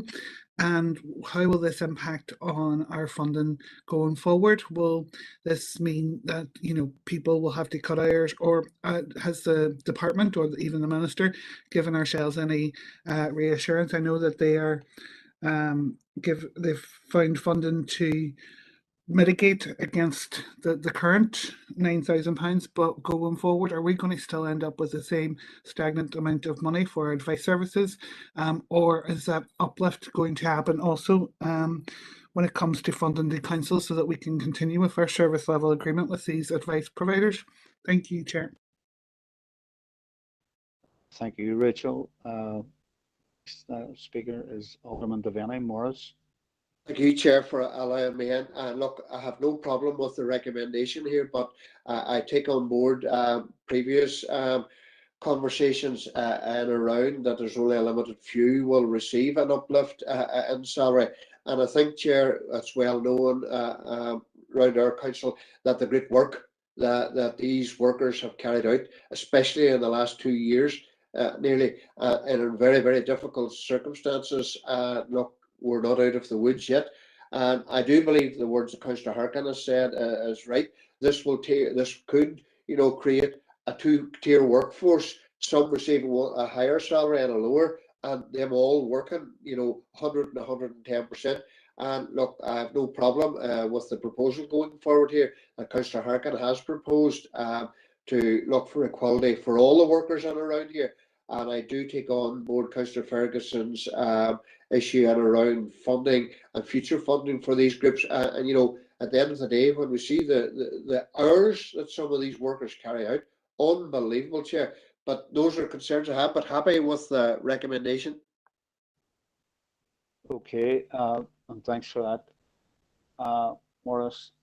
Members, in terms of the first proposal, which is the report brought to Council today, proposed and seconded, and I haven't heard most people speak in support of putting it through today.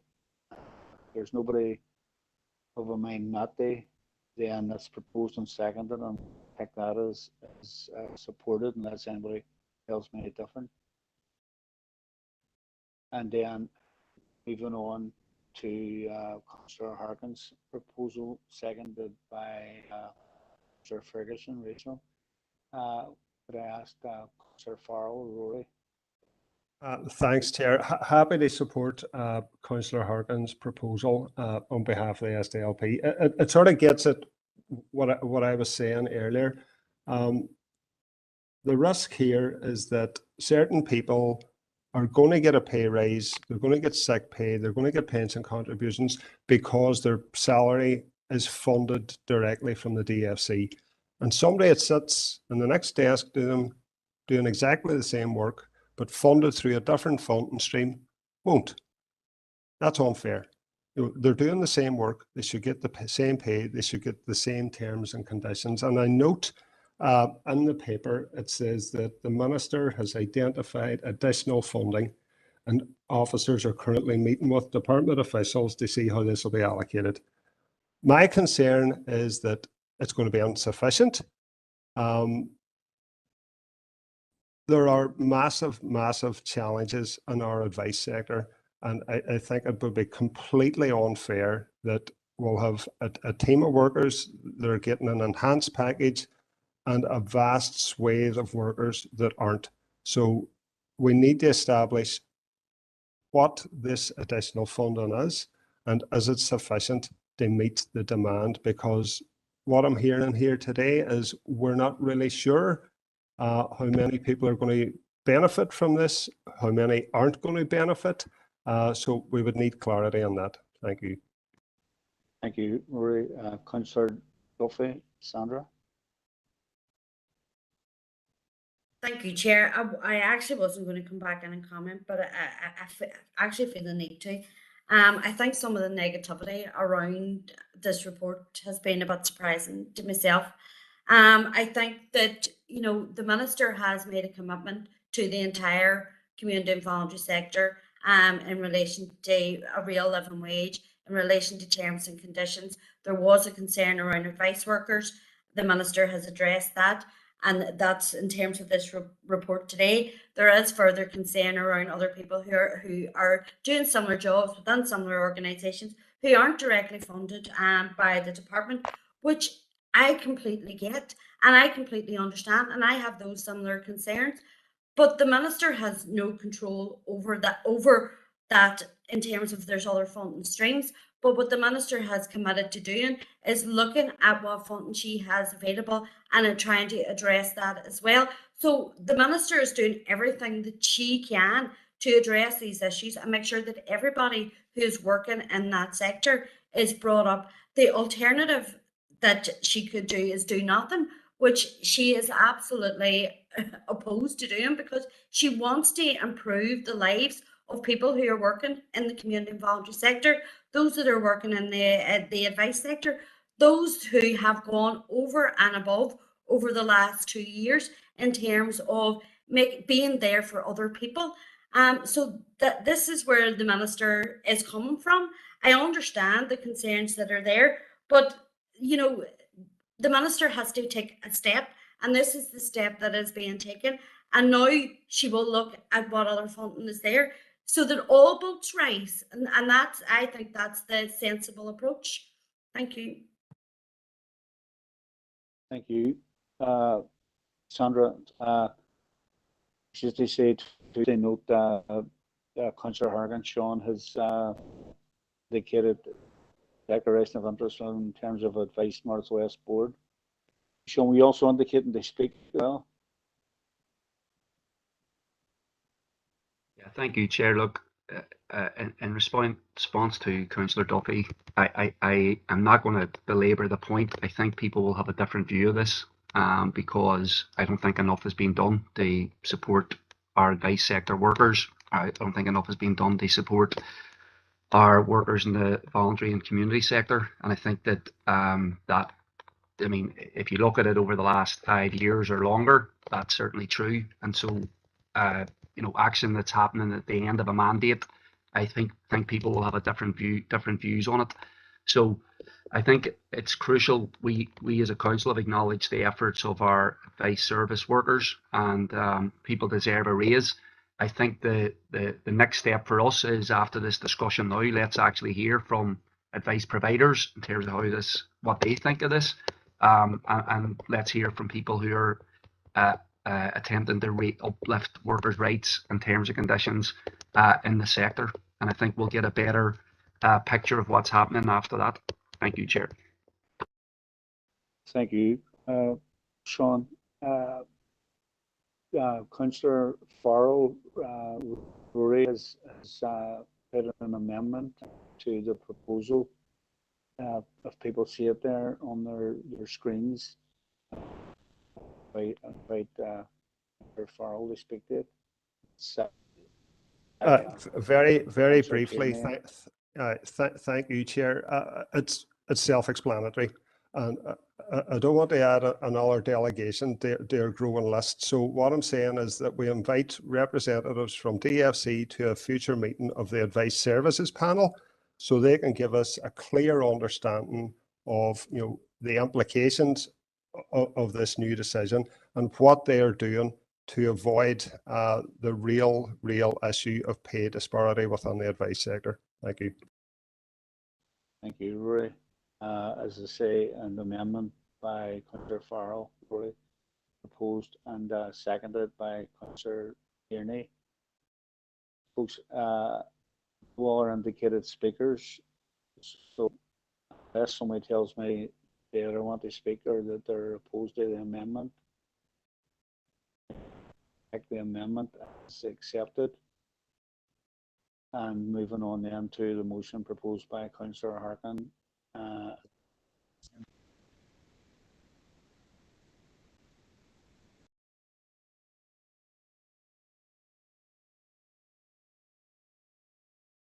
Councillor Ferguson proposed in second. So I haven't heard anybody speak against it. If anybody wants to speak against it, do so now, and if not, I'm going to take that motion as passed and move on to item 14. Barry, please, again. Thank you, Chair. Members, the purpose of this report is to seek your approval on the Grant Aid Working Group recommendations in respect of our community support grant aid, and to seek your approval for changes in the community support application form and guidance notes. Members, you'll be aware that we were asked as officers to investigate the potential that future funding allocations reflect project scoring in the event of 100% funding not being available to all projects that have achieved the threshold score, and to bring a paper of options on how council grant aid is allocated. Officers provided 4 options, which were considered by a working group of elected members, and these were discussed over a number of meetings, members, in detail. And the 4 options were to maintain the status quo, award the funding based on an application score, award reduced grants of 2,000 and award reduced grants of 3,000. Within section 3, members, you'll see there the pros and cons listed for each of the 4 options that we discussed in detail. And in summary around that, members, was agreed that the real issue is actually the lack of additional funding, and while not perfect, the status quo option is currently the best option. Members also agreed that officers should continue to identify other potential funding streams to increase the grant fund, and since that last meeting we have been engaging with our colleagues in DFC to see is there any uplifts with regard to our community support programme. Also, members, in respect of the community support fund, officers presented some minor recommendations in respect of updating the application form to make it clearer for groups, and guidance notes to highlight elements which are not eligible for funding due to potential duplication of funding or in respect of good audit practice, and those are listed below. Members, you'll see in sections 3.51 and 3.52, so you'll see things around bank charges, vouchers and gift tokens and things like that as being ineligible, members. So officers are also currently reviewing the community centre venue fund and will bring recommendations back to this committee in March. The rates estimates, including our DFC allocation, subject to our letter of offer, members, is set at 214,500 for the 22-23 financial year, subject to the rates being struck. So in terms of recommendations, members, that you approve the recommendation of the Grant Aid Working Group in respect of our community support fund, and we maintain the status quo of allocating 4,000 grants based on agreed allocations per DAA, and that members approve changes to the community support application form and guidance notes as outlined above within section 3.5 of the report. Thank you, Chair. Thank you, Barry. And just to say, I don't know if it's an interest, but a member of that working group. And also they note Councillor Ferguson, Rachel, and board member of Strathfly Women's Activity Group. Okay, members, Barry has set it out. I don't see any indicated speakers at this stage.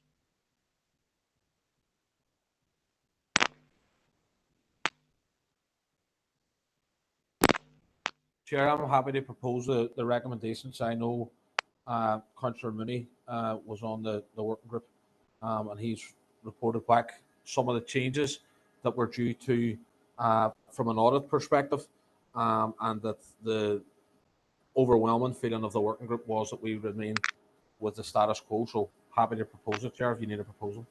Thank you. Appreciate that, Councillor Tierney. Thanks, Brian. Proposed by Councillor Tierney.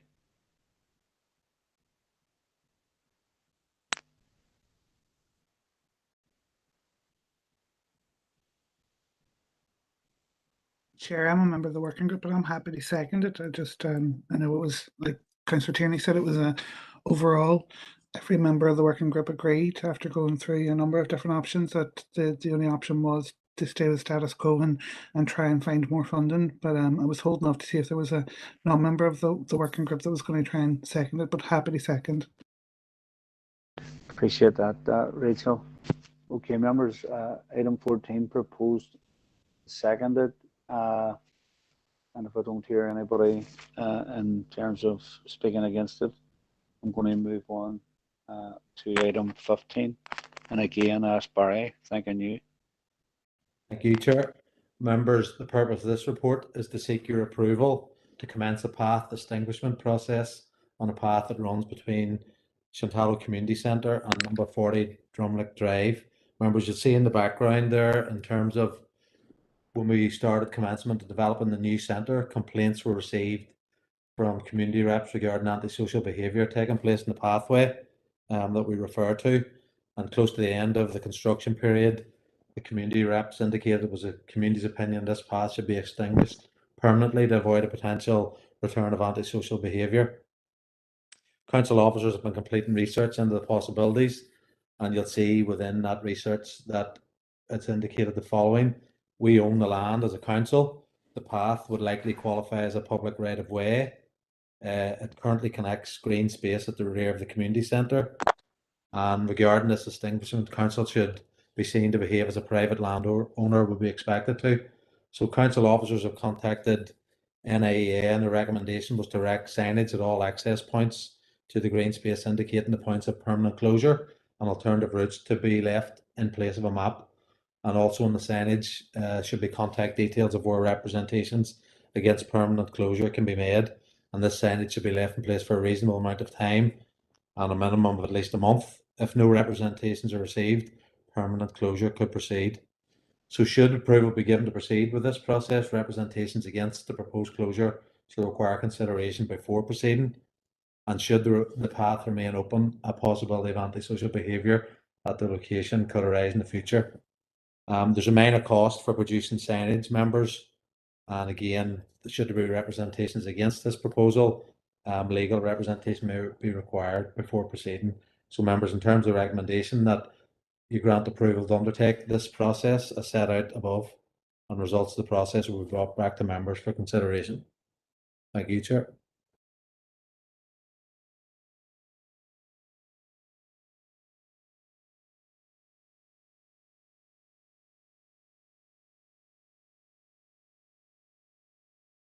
Sorry, thank you, Barry. Councillor Tierney, Brian.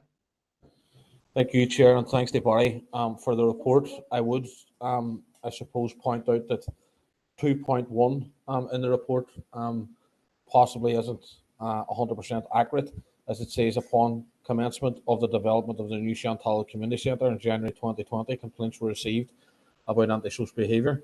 I would argue that it was long before the commencement of the new centre that there was complaints about antisocial behaviour at this particular laneway. Chair, I'm happy to propose that we go with a recommendation to undertake the extinguishing process.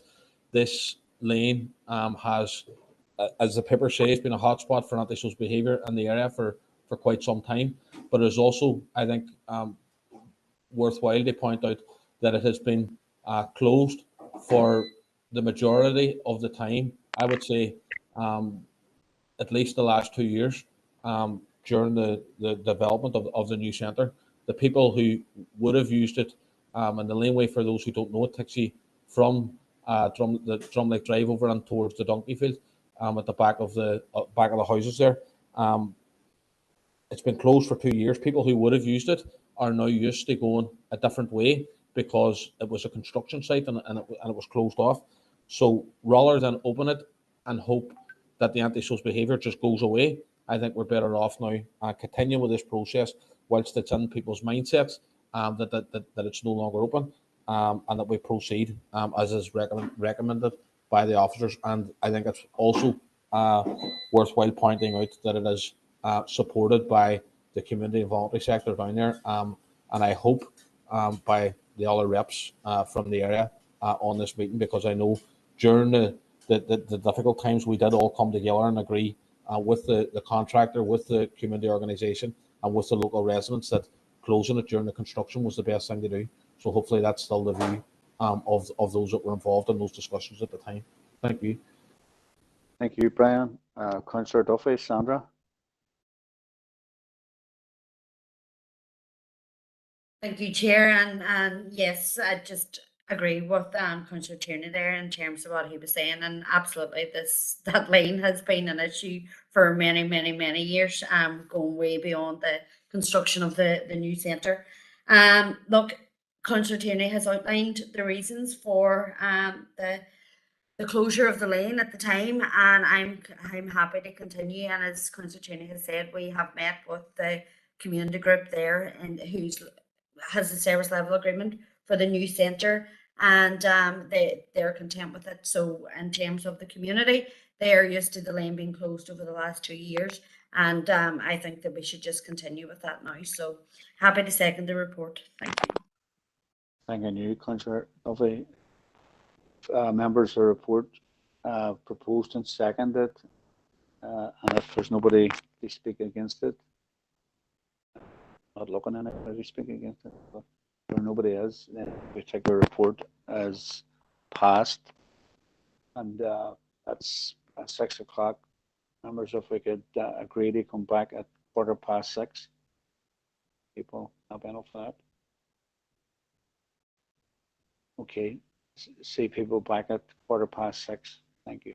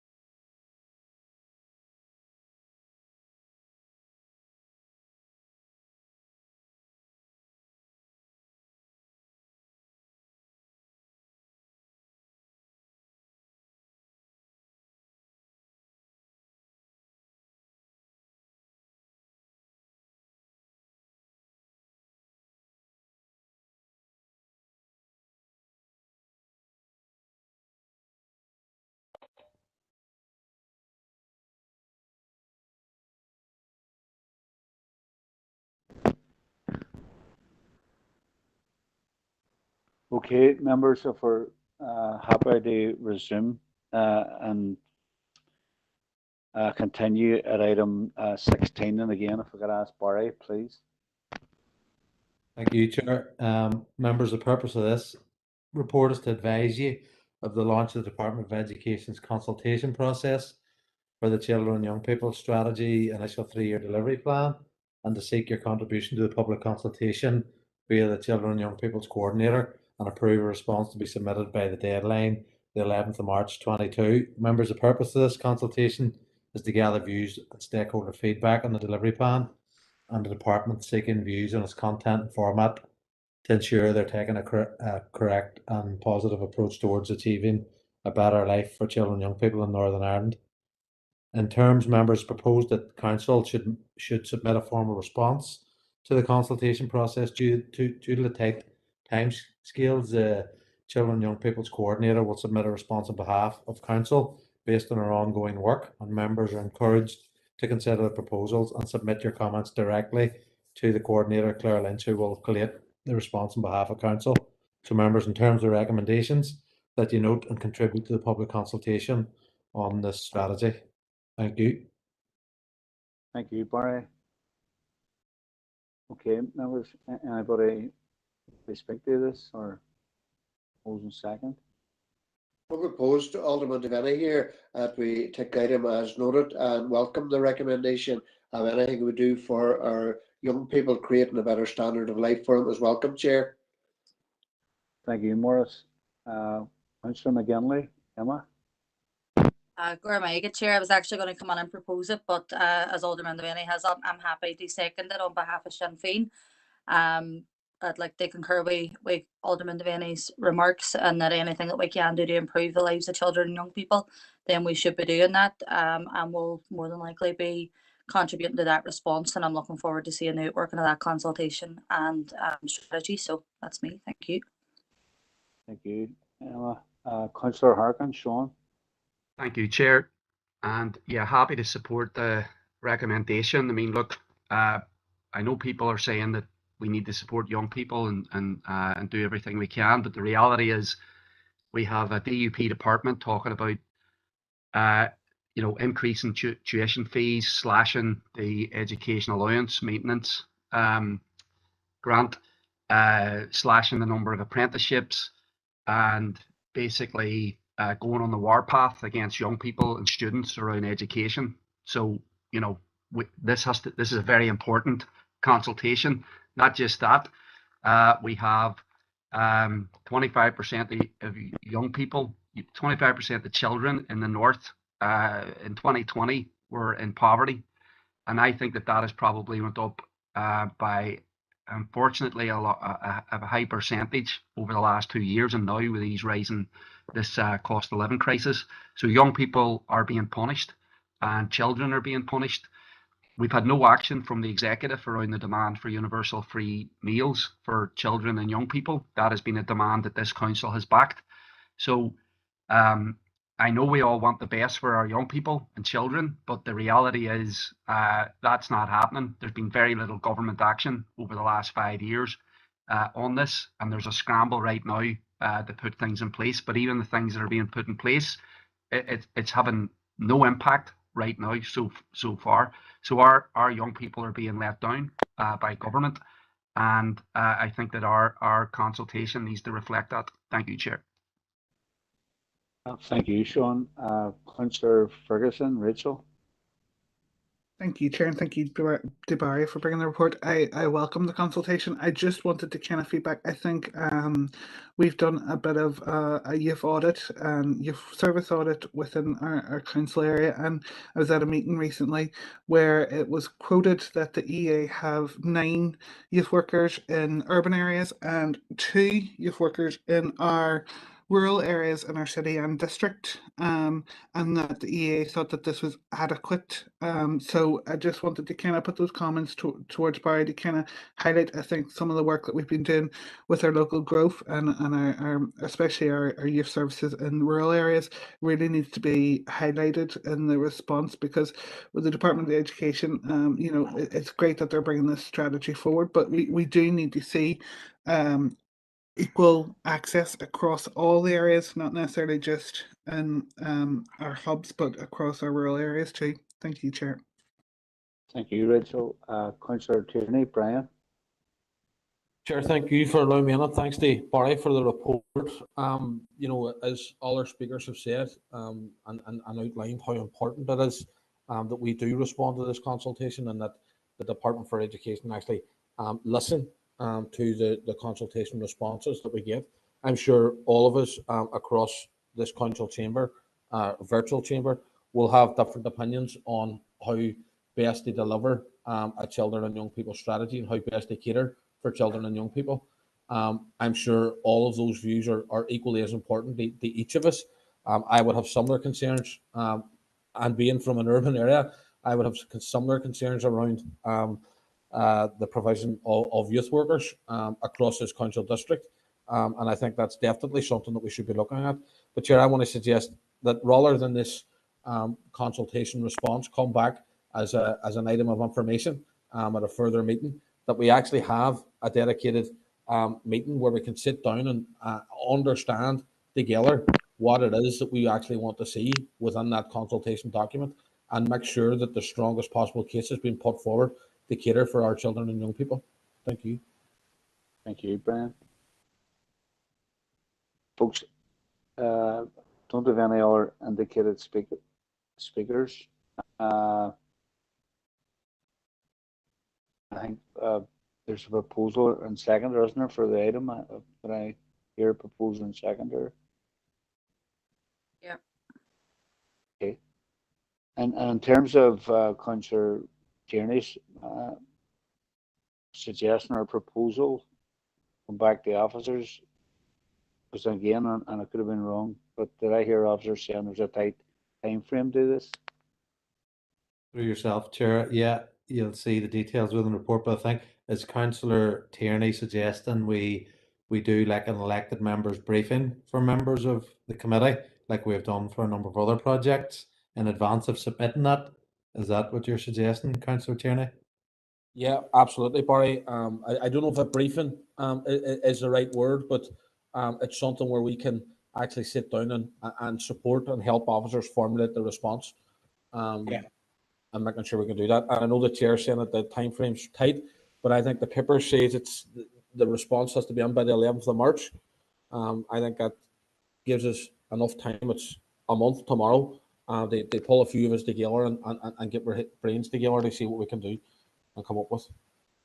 Yeah, that's fine, Chair. So the title briefing, it'll be two-way. We will have our children and young people's coordinator presenting key elements that she believes, based on her ongoing work, it needs to go in, and elected reps will have the opportunity to then put their views in it to go into the consultation. So yeah, that's fine, Chair. Thank you. Okay, members. Thanks. Thanks, Brian. People happy to move on with that. Okay, if I could ask Barry again in terms of item 17, please. Thank you, Chair. Members, this is to inform you of the proposed Get Wet Safety Project led by Sport NI, and to seek members' approval to provide partnership funding from our sports development budget for the delivery of this project in 22-23. Members, you'll see as part of this project across all 11 council areas, training sessions to be provided for individuals and groups who have equipment and wish to participate in water sports locally. We focus on activities such as stand-up paddleboarding, kayak and open water swimming. Sport NI will resource delivery of the courses with 10,000 per council area, and to add extra value to the programme, Sport NI have asked if council can provide partnership funding up to 20%. So as part of the development of the business case, councils will be asked to provide information on key sites where individuals or small groups use and indications of approximate numbers. And this project will add to the programme delivered in our waterways, with our newly developed jetty at Prehen identified as a key site. So members, in terms of partnership funding of 2,000, we will find that within our sports development budget for next financial year. Indicative funding from Sport NI is 10,000. So the recommendation is that members note the proposed project by Sport NI, and that members approve the provision of the partnership funding of £2,000 for delivery within the next financial year. Thank you, Chair. Thank you, Barry. First speaker, Councillor Edwards, Stephen. Chair, thanks for letting me in, and I do welcome this initiative. I think as much as possible needs to be done around water safety, especially among our young people around the rivers and stuff. And I think this could add to the work that's already ongoing and making people or safe around water. I know that Barry said there the Prehend is going to be a site. I'm wondering, is there any other sites being considered for the business case on this? I know, for example, Murlock there is a site. I know that there's also Newton Stewart there as well. There's kayaking off Newton Stewart. There was a pier that was recently done up by council, but I'm wondering if Barry could clarify if there's any further sites being considered, because I would like to see this come into the rural areas as well, Chair, and not just being focused on the city. Thank you, Chair. And happy to propose as well, Chair. Thank you, Stephen. Councillor Boyle, Michaela. Yeah, thank you, Chair. And just like Councillor Edwards there, I was going to ask the same question, so good minds. Yeah, just in regards to the wet water sports, I think it's a good initiative, and I would second the proposal in terms of recommendation for the funding. And I know the Riverine had a great wet sports activities through the Riverine forum, and I know quite a number of people participated in that on our waters, and they had the opportunity to do different types of wet water sports on our rivers locally. So just to concur with Councillor Edwards, just to look at other areas as opposed to just the foil or even on the Mourne, somewhere closer to Strabane. We have those that engaged in the riverine sports activities or wet water sports activities. They used the Mourne, the Finn, and down through Lifford, down into the foil. So there was quite an extensive waterway that was used for those types of activities. So just if there is any other avenue, it's not an awful amount of money, but obviously utilising it as best as we can, and maybe something to build on when you have capacity like this to do this type of activity, if it's something that can be built on going forward to use other rural areas and waterways. Thank you, Chair. Thank you, Michaela. Alderman Devaney Morris. Thank you, Chair, for allowing me in. Look, I welcome the recommendation coming forward here. I think anything that promotes water safety is vitally important. And I do agree with the concerns about previous speakers. I'd like to see it broadened out to rural areas. Yeah, as somebody has said, Murlock and places like that there. Councillor Boyle has mentioned a few places as well, but happy to support the recommendation, just with other few questions on about rural areas, Chair. Thank you, Morris. Okay, members, item 17 proposed and seconded. I could just come in, Chair, if you want, just on those couple of queries. Just I appreciate that. Chair. Yeah, so members, if you read the report, this is for the entire council area. This is a training program for those people that want to participate. So it's for individuals and clubs and groups that want to avail of training who may access any of our waterways. It was mentioned in around the new Prehend pontoon there because of the significant investment in it. Sport and I identified that and the access issues. We can also get disability groups and anyone like that want to access that pontoon. So this is a program for the entire council for any group or individual that may want to access the water through the various activities we've listed. So it is a council-wide program. Thank you, Chair. Thanks. Okay, members, as I say, proposed and seconded. Is there anybody speaking against it? So unless anybody tells me different, I'm going to move on to item 18, and again, ask Barry, please. Thank you, Chair.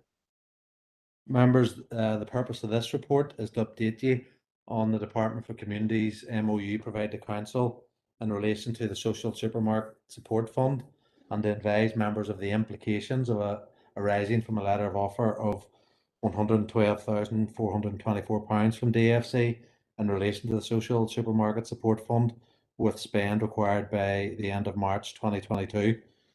Members, you'll see in the background in response to recommendations in the Welfare Reform Mitigations Report, DFC has operated a social supermarket pilot programme since around October 2017, and this included 2 pilots in the Derry City and Strabane Council area.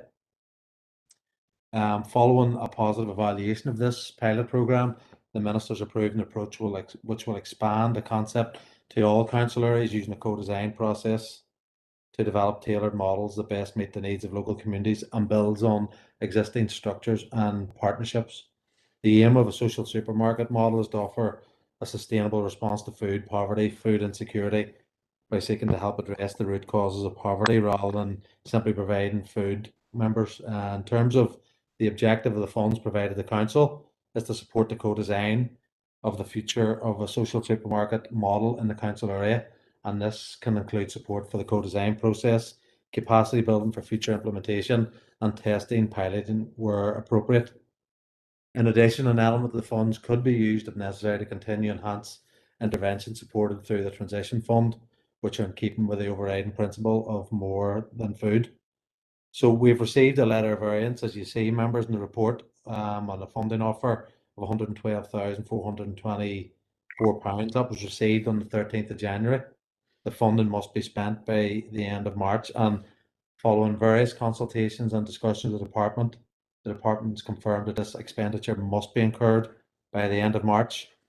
Members are advised that the significant amount of funding coming from the department without sufficient warning or adequate timescales in which to ensure the funding can be spent presents a real risk by the end of March. Some of this and a good portion of this allocated funding will not be spent. Officers have been highlighting these issues to DFC officials for quite some time.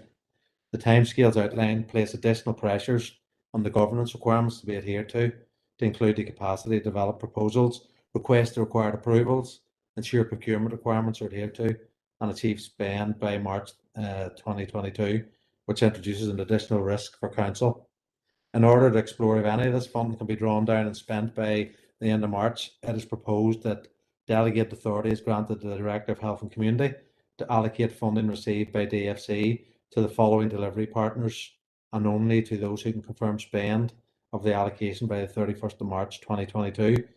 You'll see below the groups we have mentioned, the 8 local growth partnerships members, Apex Housing Association, Boyle Food Bank, Strabane Community Project, and the Churches Trust Limited. Proposals will be sought from each of those organisations for up to a maximum of 9,368. All of the groups will be requested in addition to outline any proposals for additional spend above this amount, and in the event that some cannot take up the funding by the closing date for proposals, the remaining amount will be reallocated on a pro rata basis to those organisations who are in a position to achieve additional spend within the strict deadline of the 31st of March. All proposals presented will require the approval of DFC as per the terms and conditions of the letter of variance, which also will take up some time in the remaining 6 to 8 weeks we have to deliver this, members. So you'll see within the finance section the amount that we have been provided within a letter of offer. There's no requirement for councils to match fund this, but the timescale required, members, on the risk are pretty big at this present time. So members, in terms of the recommendation, that having noted and considered the financial risk associated with the acceptance of the letter of variance to the Community Support Fund of 112,000, that the approved delegated authority to the Director of Health and Community, as outlined in 3.4 above. And just for further information, members, the team have been meeting with our community partners around this, and they are aware that it will be extremely difficult to achieve a huge proportion of spend. There will be some small spend, but just to make members aware, it is likely, and based on the tight timescales, that there will be money sent back to the department. Of what that amount is, we're just not sure yet until we progress through the various stages of this process. Thank you, Chair. Thank you, Barry, for that comprehensive report. And just a note, declaration of interest from Councillor Ferguson Rachel, a member of the Fahan Community Growth Partnership. I'll put in the same declaration myself here. First speaker on this, Councillor Farrell, Rory. Yeah, thanks, Chair, and thanks, Barry, for the report. So the whole thing reminds me of Brewster's Millions. You know, you're given a pot of money and then you're expected to spend it on a very, very short time scale. So we're basically being told, you've got this money, if you don't spend it within 2 months, you lose it. And it's reminiscent of the Financial Inclusion Fund, where we were given 85k, told to spend it by the end of March. We couldn't do it. Then DFC said you can't roll it over into next year. So it's just gone into the ether, and nobody across the city and district benefits from that money. So it's Groundhog Day from the Department for Communities. So I note on the report that we're going to explore with Apex, Foyle Food Bank, Chaban Food Bank, the local growth partnerships. So do we have any feedback from any of those partner organisations which would suggest that they can deliver within these timescales? Because there is an obvious need across our council area, and the fact that DFC are giving us over 100k to do this demonstrates that need. But the lack of warning and the lack of planning from DFC means that people across the city and district may not benefit from this at all. So I find it really, really concerning, but it's nothing new when it comes to financial allocations from the department. So I'd appreciate some feedback to see if this is doable at all. Thank you. Thank you, Rory. Councillor Duffy, Sandra. Yeah, thank you, Chair, and thank you, Barry, for the report. I think it would do us well to remember that we are in the midst of a cost of living crisis, where we have been calling for ministers, departments to step up, to bring forward allocations. I think this is an example of one of those allocations where the minister has stepped up. Unfortunately, we are going to be under pressure to spend it, but I think that people also need to remember the situation that we're in terms of one-year budgets. We do have, well, we did have on the table a 3-year budget that we were hoping to take forward, but I don't know as of today what the state of play is around that. I know certainly before I came into the meeting, it wasn't going to be happening, but this is the situation that we're in. And if a minister is willing to step up, willing to find additional funding, willing to get that funding out, and yes, I understand the pressures as a delivery agent we will have in getting that money spent and on the ground, but I don't think that there's anybody here in this virtual chamber that doesn't understand the necessity of getting that money on the ground and spent. I think that we have stepped up before as a council area in relation to COVID money that had come at short notice, that had come in significant amounts at different periods throughout the pandemic, that we were able to get out as quickly as we possibly could on the ground and making an impact to the people that actually needed it. In terms of the social supermarket model, as somebody who uses it regularly in my work with first housing and homeless people, I can't sing its praises enough. The work that the social supermarkets do in terms of giving people a sense of value, giving people a sense of community, and allowing that wraparound support to go around people who are experiencing not only food poverty, but maybe other issues as well. So if whatever we can do to get that money on the ground, get it spent, and to extend the programme as much as we can to assist really vulnerable people within our city and district who have been struggling with the cost of living crisis, I think that we should do it. So I would be happy to propose that we do allow delegated authority to the director in terms of getting this money out and getting it spent. I do understand that there will be an underspend, that's something that we're going to have to face, but we are in a one-year budget. And we are in a cost of living crisis, and this is one example where the minister is trying to step up and do something about it. So I'm happy to propose delegated authority if it wasn't already proposed. Thank you. Thank you, Sandra. I see a few other declarations of interest there. Councillor Ferguson, Rachel. Thank you, Chair, and thank you to Barry for the report. I'm happy to second it. I welcome the money. I don't welcome the time frame. I do think it is important.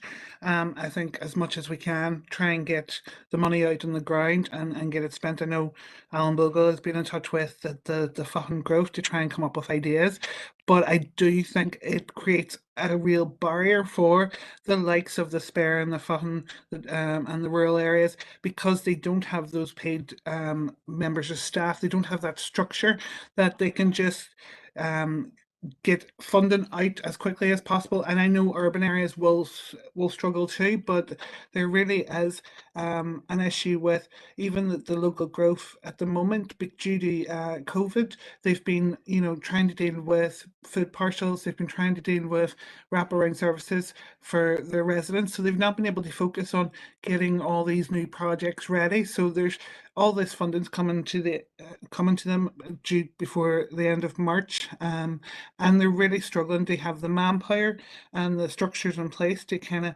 get the funding out in the ground as quickly as possible. So where I 100% welcome the money. I think the department, if they're going to put money out this late in the day and offer it out, then they should give some flexibility, whether it be that necessarily committed spend rather than actually spending it. I think that's something that we need to feed back to the department. I think that this really is going to show that the rural areas are struggling with their structures at the moment and need more support from council and other statutory agencies so that they can build.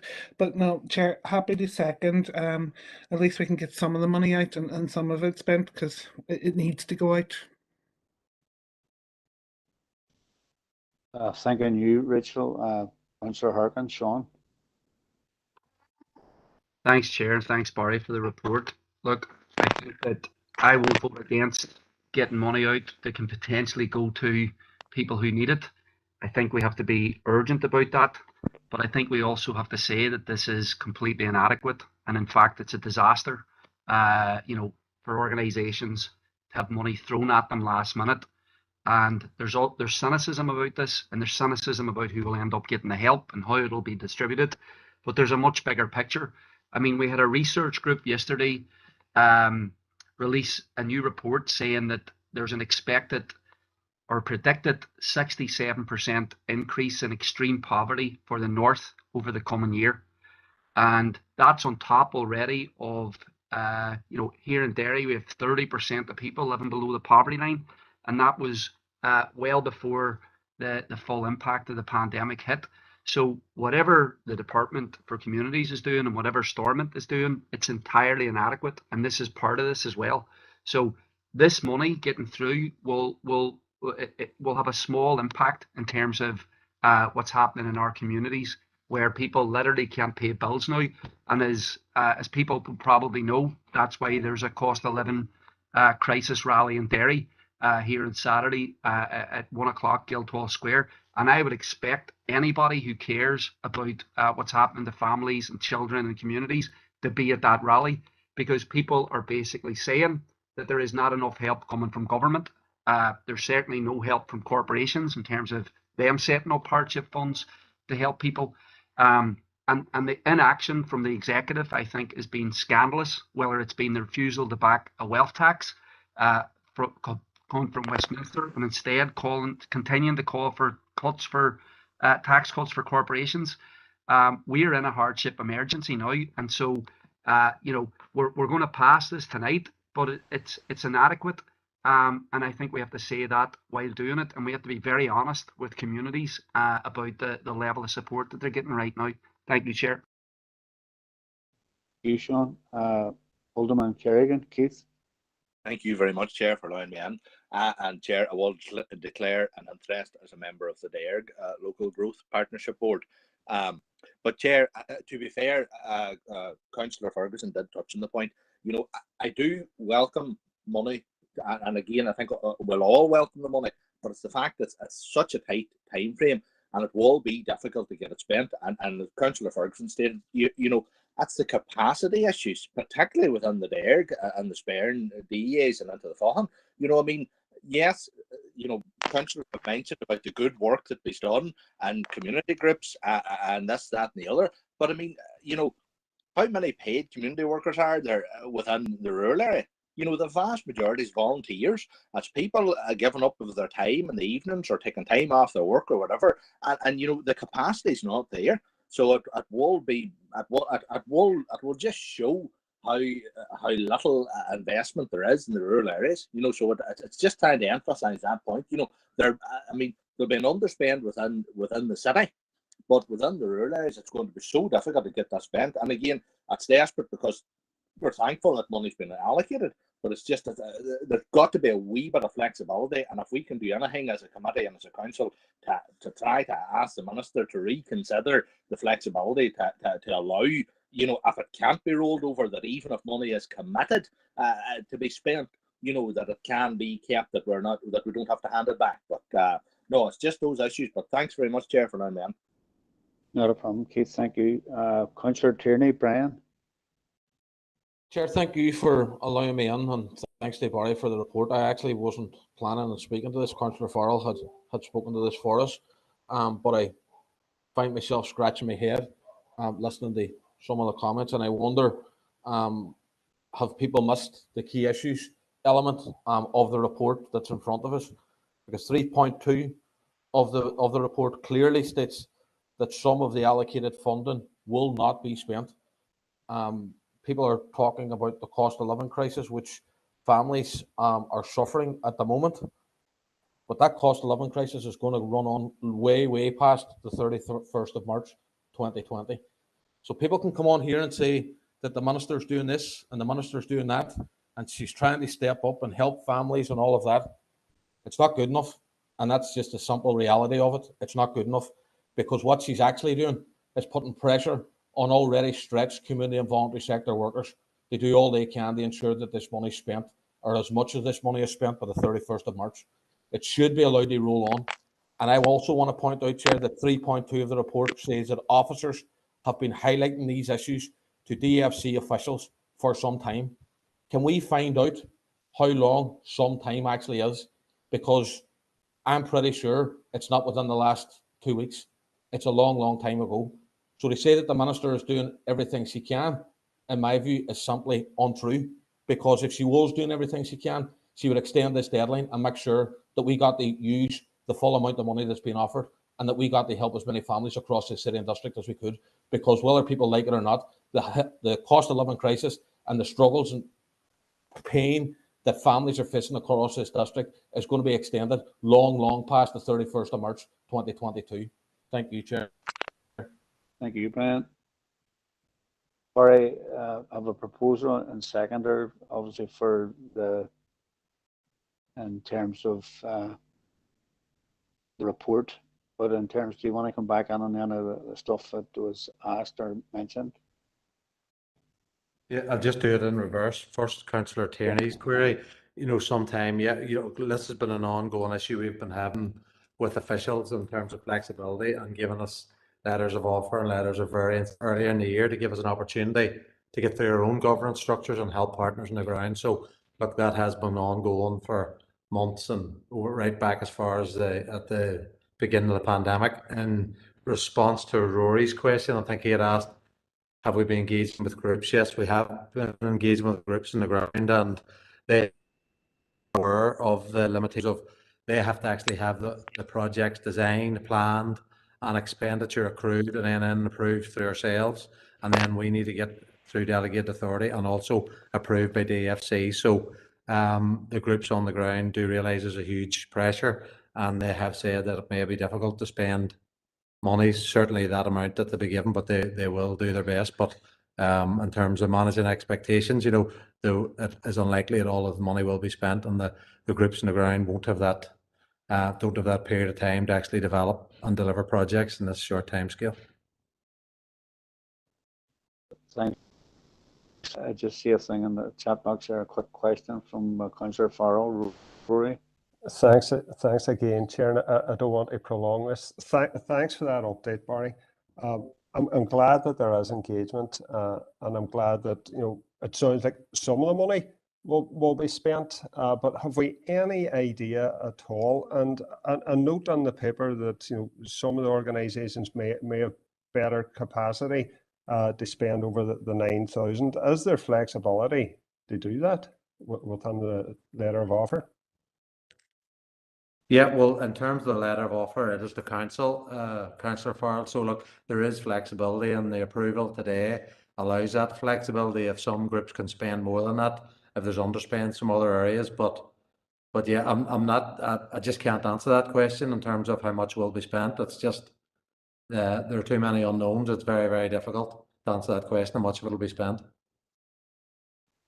Cheers, Barry. Thank you.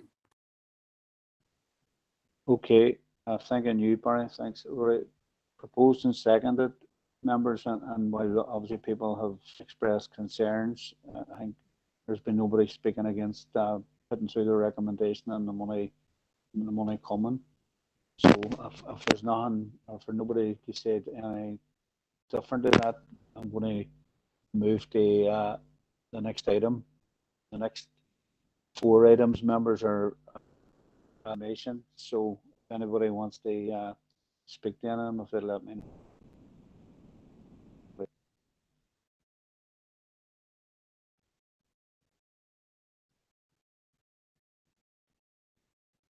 Chair, if nobody wants to speak, I'll propose we go into confidential. Morris? Second. That, Morris. Seconded by Councillor Farrell. If we could just take a couple of seconds to get into confidential technical nearly.